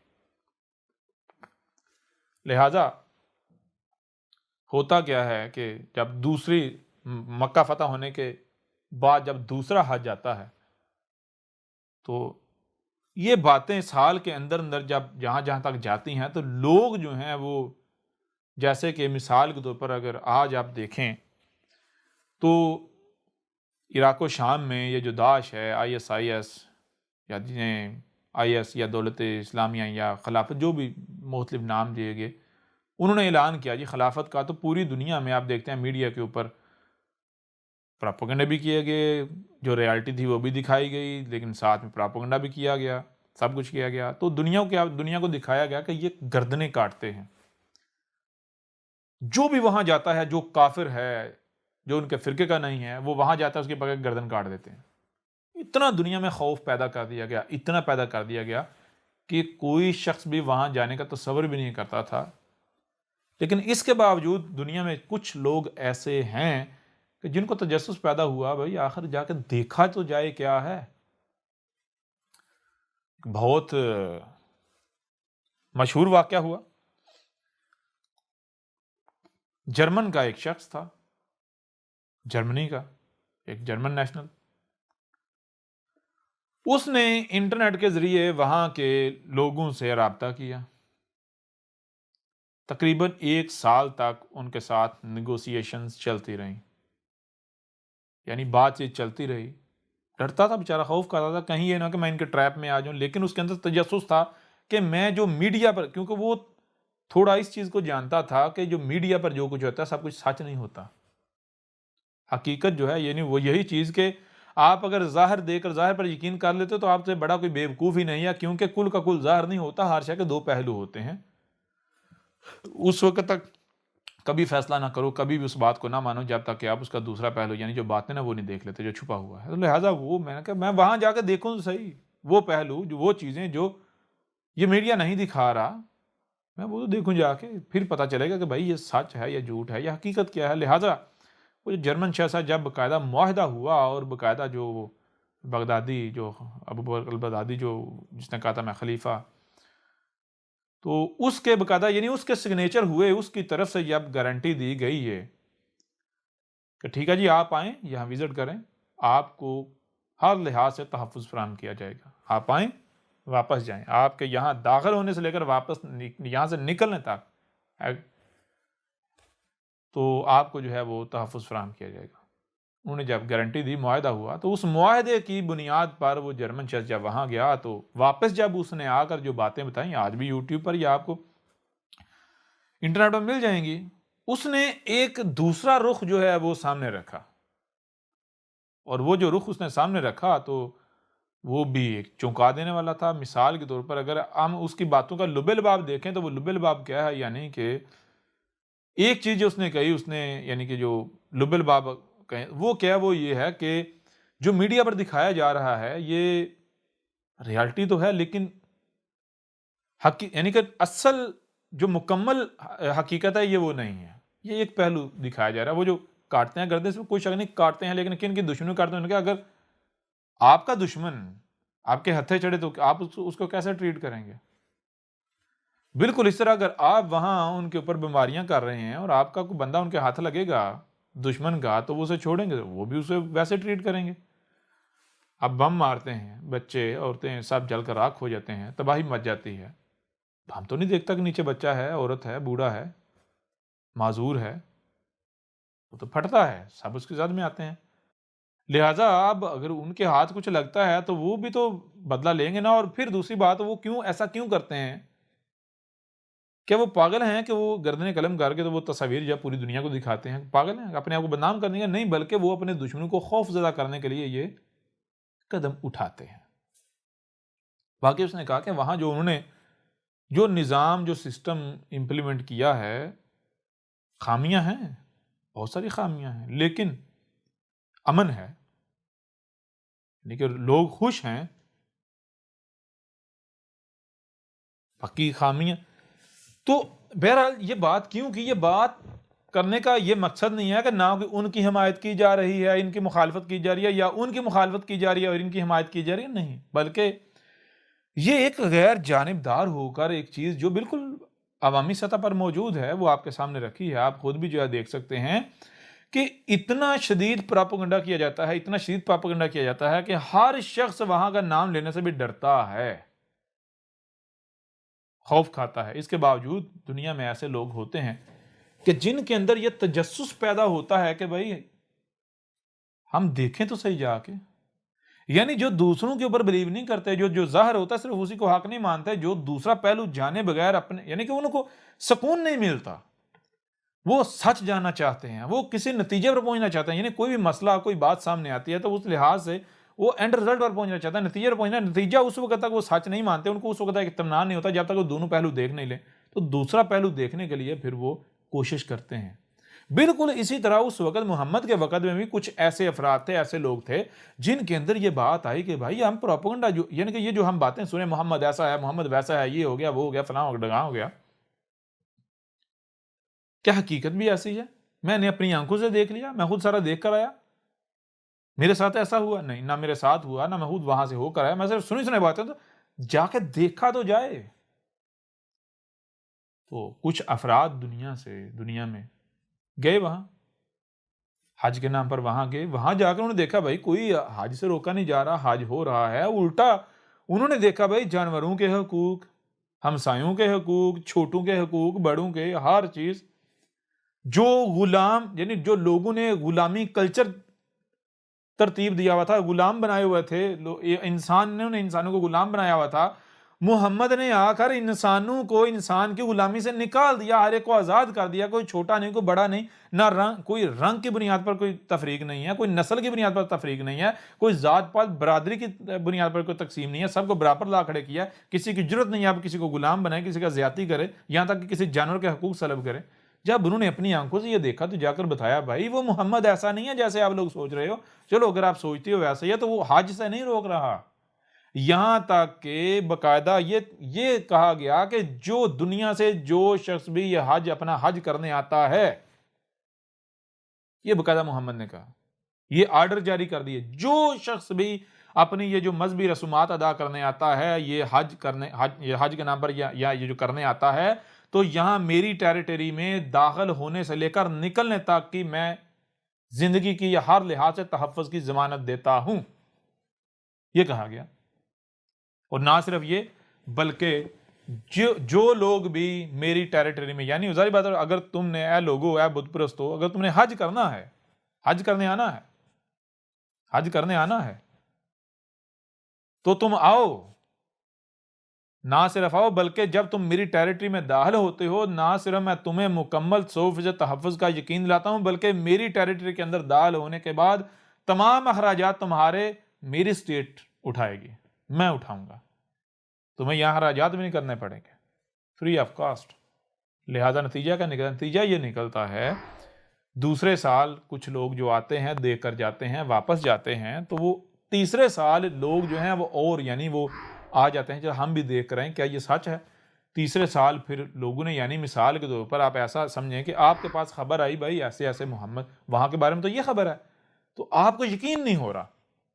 آپ ایسا کرتے ہیں، آپ کا ایک شہر ہے، یہ ایک علاقہ ہے، خطہ ہے، آپ کہتے ہیں بھائی کہیں ایسا نہ ہو یہ ٹریپ ہو، یعنی کہ یہ جو خبر آئی ہے، یہ جو بات آئی ہے، ہو سکتا ہے یہ ٹریپ ہو، ہمیں اس جال میں پھنسا کر یہ نہ ہو کہ ہم وہاں یہ سمجھ کر یہ خبر یقین کر کے وہاں جائیں اور وہاں سب کے سب گردنیں اتروا بیٹھیں. ٹھیک ہے.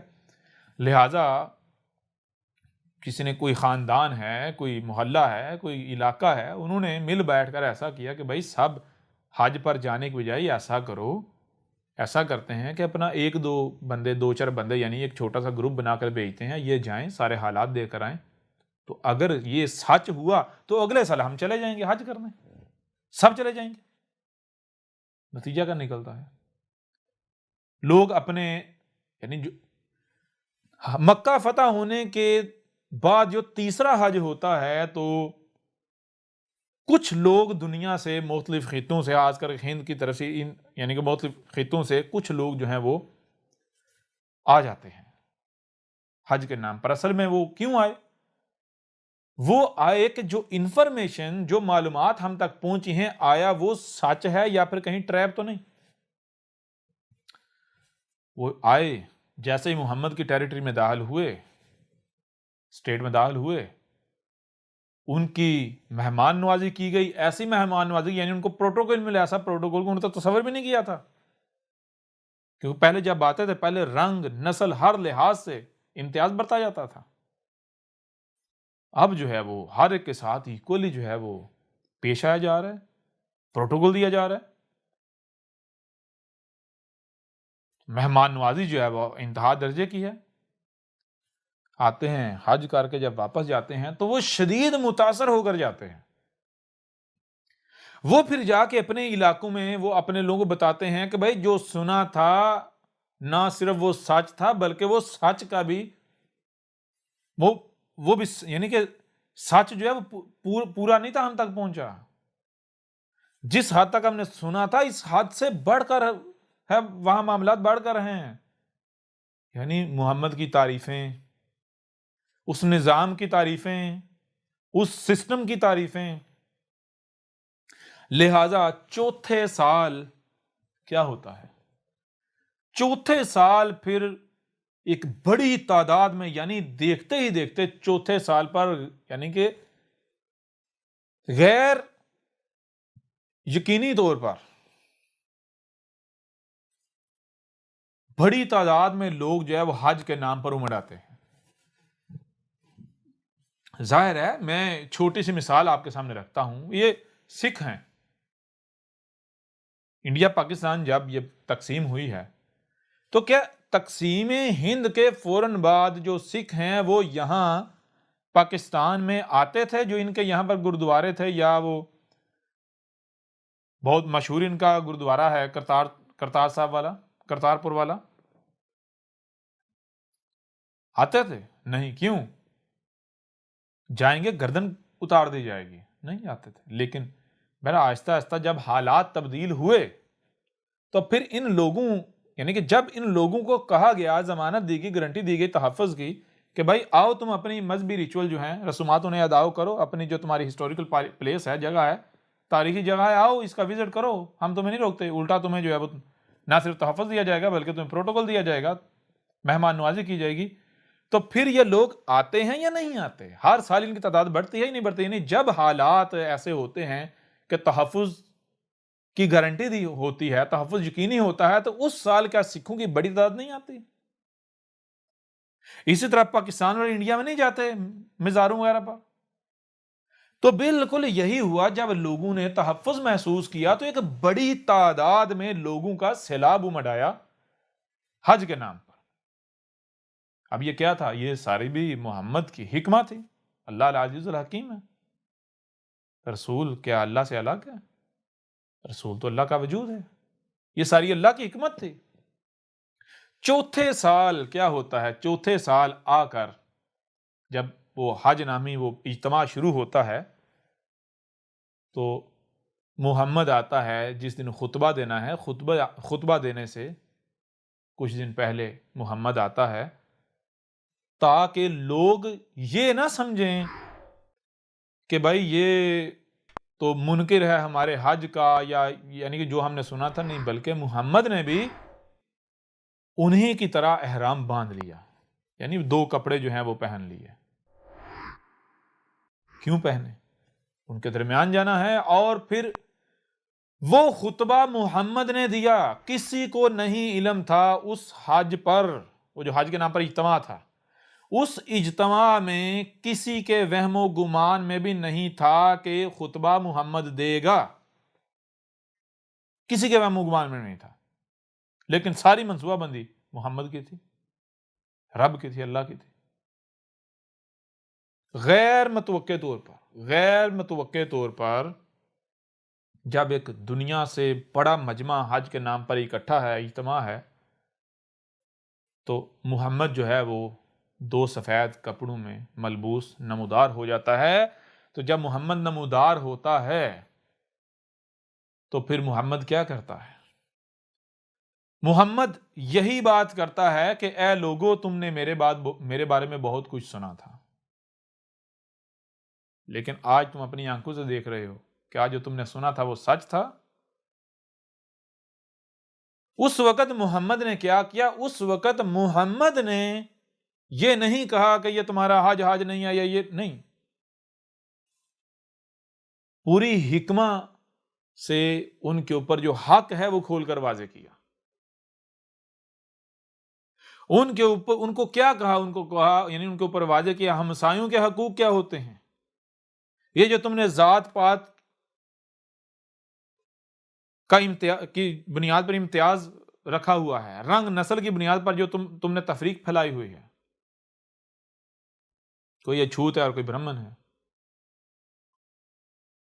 تو یہ سب یہ تمہارے رب نے تمہیں نہیں کہا، یہ ایشور نے، اللہ نے، گاڈ نے نہیں کہا، یہ انسانوں کا کیا درا ہے۔ جان لو تمہارا رب تفریق نہیں لگاتا، تفریق نہیں کرتا۔ یہ جو ہمسایوں کے ساتھ زیادتی کی جاتی ہے، یہ چھوٹوں کے ساتھ زیادتی کی جاتی ہے، جو کمزور کے ساتھ زیادتی کی جاتی ہے، جو غریبوں اور مساکین جو ہے ان کا حق مارا جاتا ہے، جو مال جوڑ جوڑ کر رکھا جاتا ہے، ہمسایہ بھوکا مرا اور مال جوڑ جوڑ کر رکھا جاتا ہے، یہ تمہارے رب نے تمہیں نہیں کہا۔ جانوروں کے ساتھ جو تم ظلم و زیادتیاں کر رہے ہو، یہ تمہارے رب نے تمہیں نہیں کہا۔ تو جب غیر متوقع طور پر اس مجمع سے خطاب کے لیے محمد نمودار ہوا اور محمد نے یہ خطاب کیا، تو پھر محمد نے کہا، یعنی واضح کیا، بتایا کہ یہ ہے دین، یہ ہے وہ دین جو میں لے کر آیا ہوں، یہ ہے وہ دین جس کے بارے میں شدید ترین پروپیگنڈا کیا جا رہا تھا، یہ ہے وہ دین جس کے بارے میں تمہیں بتایا جاتا کہ گردنیں کاٹنے والا دین ہے۔ اب تم خود بتاؤ، تم نے اپنی آنکھوں سے دیکھ لیا؟ محمد نے کیا؟ محمد نے کہا تھا کہ یہ جو تم اپنے ہمسائے کے ساتھ ظلم کرتے ہو، زیادتی کرتے ہو، اس کے حقوق مارتے ہو، آپس میں کوئی اتفاق نہیں ہے، کوئی اتحاد نہیں ہے، گلی میں محلے میں جو کمزور ہیں، جو غریب ہیں، ان کے اوپر ظلم کرتے ہو، ان کے ساتھ زیادتی کرتے ہو، ان کے حق مارتے ہو، جو اپنے طاقتور ہیں ان کے آگے جھک جاتے ہو، لیٹ جاتے ہو، جانوروں کے ساتھ ظلم و زیادتی کرتے ہو، ان کے حقوق کا خیال نہیں رکھتے، اپنے علاوہ تمہیں کسی کا احساس نہیں ہے، تمہیں احساس صرف اسی کا ہوتا ہے جو تمہارے ساتھ جڑا ہوتا ہے، چوریاں کرتے ہو، ڈاکے کرتے ہو، حق مارتے ہو، لوٹتے ہو، فساد مچاتے ہو، سب کچھ کرتے ہو، اور پھر سال کے بعد یہ تمام جرائم کرنے کے بعد سال بعد تم خرچہ کر کے اپنی ٹانگیں گھسا کر یہاں آ جاتے ہو معافیاں مانگنے؟ تو کیا تمہیں لگتا ہے کہ ایشور جو ہے، جو گاڈ ہے، جو اللہ ہے، جو رب ہے، وہ بے وقوف ہے جو تمہیں معاف کر دے گا؟ اگر تم واقعتاً حج کرنا چاہتے ہو تو حج یہ ہے کہ جس کی تمہیں استطاعت دی گئی، جو کرنے کی تم میں استطاعت رکھی گئی، وہ جا کے کرو اپنے ہمسائے کے ساتھ۔ کیا استطاعت؟ یعنی ظلم نہیں کرو، بلکہ جو رب پسند کرتا ہے وہ کرو۔ حج تو یہ ہے، ہمسایوں کے حقوق کا خیال رکھو، یعنی جو دنیا میں آنے کا مقصد ہے وہ مقصد پورا کرو۔ ٹھیک ہے؟ حج کیا ہے؟ اس وقت محمد نے واضح کیا، جان لو حج کیا ہے۔ محمد نے واضح کیا کہ یہ جسے تم حج سمجھ رہے ہو، یہ تو ایک سمبل ہے، یہ تو ایک ایگزامپل تھی۔ جس نے بھی یہ ایگزامپل دی تھی، اس نے یہ نہیں کہا تھا کہ یہ حج ہے، بلکہ اس نے کہا تھا حج کو سمجھنے کے لیے میں تمہیں ایگزامپل دے رہا ہوں۔ اور وہ کون تھا؟ وہ رسول تھا۔ اور وہ کون تھا؟ وہ نوح تھا۔ یہ تو نوح کے وقت سے چلا رہا ہے۔ حج کیا ہے؟ حج یہ ہے کہ جب تمہارے پاس حق آ جائے تو پھر جو ذمہ داری تمہارے اوپر کتب ہے، تمہارے اوپر واضح کر دی گئی کہ تمہاری یہ ذمہ داری ہے، تم اس ذمہ داری کو ادا کرو۔ اگر تم اس ذمہ داری کو پورا کیے بغیر مر گئے تو تم نہیں بچو گے۔ تمہارا ہمسایہ تمہارا گریبان پکڑے گا، یتیم تمہارا گریبان پکڑے گا، مسکین تمہارا گریبان پکڑے گا، یہ جانور تمہارا گریبان پکڑیں گے، بے زبان تمہارا گریبان پکڑیں گے، یہ زمین تمہارا گریبان پکڑے گی، درخت تمہارا گریبان پکڑیں گے۔ آسمانوں و زمین میں کسی ایک بھی مخلوق کے ساتھ اگر تم نے زیادتی کی، اس کے حقوق پامال کیے، تو وہ تمہارا گریبان پکڑیں گے۔ یہ محمد نے آخری سال یہ کہا تھا۔ محمد نے کوئی جانور نہیں کاٹے، کوئی جانوروں کا قتل عام نہیں کیا، بلکہ ذرا خود کو مسلمان کہلوانے والوں غور تو کرو۔ میں تم سے سوال کرتا ہوں، خود ہی مانتے ہو نا کہ ابو جہل جو ہے وہ چیخ اٹھا تھا۔ کیا کہا تھا ابو جہل نے؟ ابو جہل نے کہا تھا کہ پہلے تو یہ صرف انسانوں کے حقوق کی بات کرتا تھا، اب تو یہ جانوروں کے حقوق کی بھی بات کرتا ہے۔ پہلے اس نے ہمارے پاؤں کے نیچے، ہمارے پاؤں کی خاک، ہمارے غلاموں کو ہمارے برابر لا کھڑا کیا، ہماری برابری کا درجہ دے دیا۔ اب تو یہ ہمارے گدھوں کو، ہمارے گھوڑوں کو، ہمارے خچروں، ہمارے اونٹوں کو بھی اس نے ہمارے برابر لا کھڑا کیا ہے، ہمارے برابر کے حقوق دے دیے ہیں۔ یہ جسے تم ابو جہل کہتے ہو وہ بلبلا اٹھا تھا۔ کیوں بلبلا اٹھا تھا؟ جب محمد نے کہا تھا کہ جانوروں کو کاٹنے والوں الاحسان کرو، الاحسان کرو، ان کو کاٹو نہیں، ان کے اوپر ظلم نہیں کرو، ان کے ساتھ زیادتی نہیں کرو۔ ابو جہل اور اس وقت کے مشرکین کیا کہتے، وہ کہتے تھے آسمان و زمین میں جو کچھ بھی ہمارے لیے ہے۔ اس وقت جس حد تک ان کے پاس اختیار تھا، جہاں تک ان کی رسائی تھی، کہاں تک رسائی تھی؟ گدھوں پر رسائی تھی، گھوڑوں پر رسائی تھی، خچروں پر رسائی، یعنی جانوروں پر رسائی تھی، یا کمزور انسانوں پر رسائی تھی۔ تو جس حد تک یا جن پر ان کو رسائی حاصل تھی، ان کے بارے میں وہ کہتے تھے کہ یہ ہمارے لیے ہمارے رب نے بنایا ہے، یہ گدھے ہمارے لیے بنائے ہیں، گھوڑے ہمارے لیے بنائے ہیں، خچر ہمارے لیے بنائے ہیں، یہ کمزور لوگ یہ کالے رنگ کے ہمارے لیے بنائے ہیں۔ کیوں؟ تاکہ ہم ان سے کام لے سکیں، ہم ان کو استعمال کر سکیں۔ کیسے؟ جیسے ہم جی چاہے استعمال کریں۔ بالکل ایسا ہی جیسے آج تم کہتے ہو کہ آسمان و زمین میں جو کچھ بھی ہے یہ اللہ نے ہمارے لیے بنایا ہے، تو ہم جیسے جی چاہے استعمال کریں، خام تیل نکالیں، پہاڑوں کو پھاڑیں، زمین کو پھاڑیں، درختوں کو کاٹیں، جو رشے کریں۔ بالکل ایسا ہی اس وقت کے جو مشرکین تھے، جو ابو جہل تھا اور اس کے چیلے تھے، وہ بھی یہی کہتے تھے۔ تو کیا کہتے تھے؟ ابو جہل نے کیا کہا؟ انہوں نے کیا مشرکین نے کہا؟ ان جاہلوں نے کیا؟ انہوں نے کہا کہ یہ محمد جو ہے، اس نے پہلے تو چلو سمجھ آتا ہے، یہ جو انسانوں میں سے ہم نے غلام نے، یہ بھی ہماری طرح انسان ہے، یہ تو سمجھ آتا ہے بھائی، ان کو ہمارے برابر کھڑا کیا ہم نے، بڑی مشکل سے اس بات کو ہمیں ماننا پڑا، لیکن اب تو یہ کہتا ہے کہ یہ گدھے، یہ گھوڑے، یہ کتے، یہ اونٹ، یہ خچر، یہ بھی تمہارے برابر ہے۔ ان کی بھی دو پر چھاؤں کا خیال رکھو، ان کے کھانے کا خیال رکھو، ان کے اوپر ان کی استطاعت سے بڑھ کر بوجھ نہ لا دو۔ کیا ہے؟ ان کو کاٹنا نہیں۔ تو مجھے یہ بتاؤ، جو جانوروں کے حقوق کی بات کرے، وہ یہ کہہ سکتا ہے کہ جانوروں کو قتل کرو، ان کو کاٹو، ان کے گلے کاٹو؟ کہہ سکتا ہے؟ کیوں بھائی؟ رزق کے نام پر کاٹنا ہے نا جی، کھانا ہے۔ میں تم سے یہ سوال کرتا ہوں، کیا دنیا میں کھانے کے لیے آئے ہو؟ اگر تمہیں دنیا میں لایا گیا ہے تو کھانے کے لیے لایا گیا ہے؟ کھانا مقصد ہے یا پھر مقصد ہے زندہ رہنا؟ کیوں؟ کیونکہ جس مقصد کو پورا کرنا ہے، اس مقصد کو پورا کرنے کے لیے زندہ رہنا لازم ہے، زندہ رہنا ضروری ہے۔ تو لہذا دنیا میں آنے کا مقصد کھانا ہے، کھانے کے لیے زندہ ہو، یا پھر زندہ رہنے کے لیے کھانا ہے؟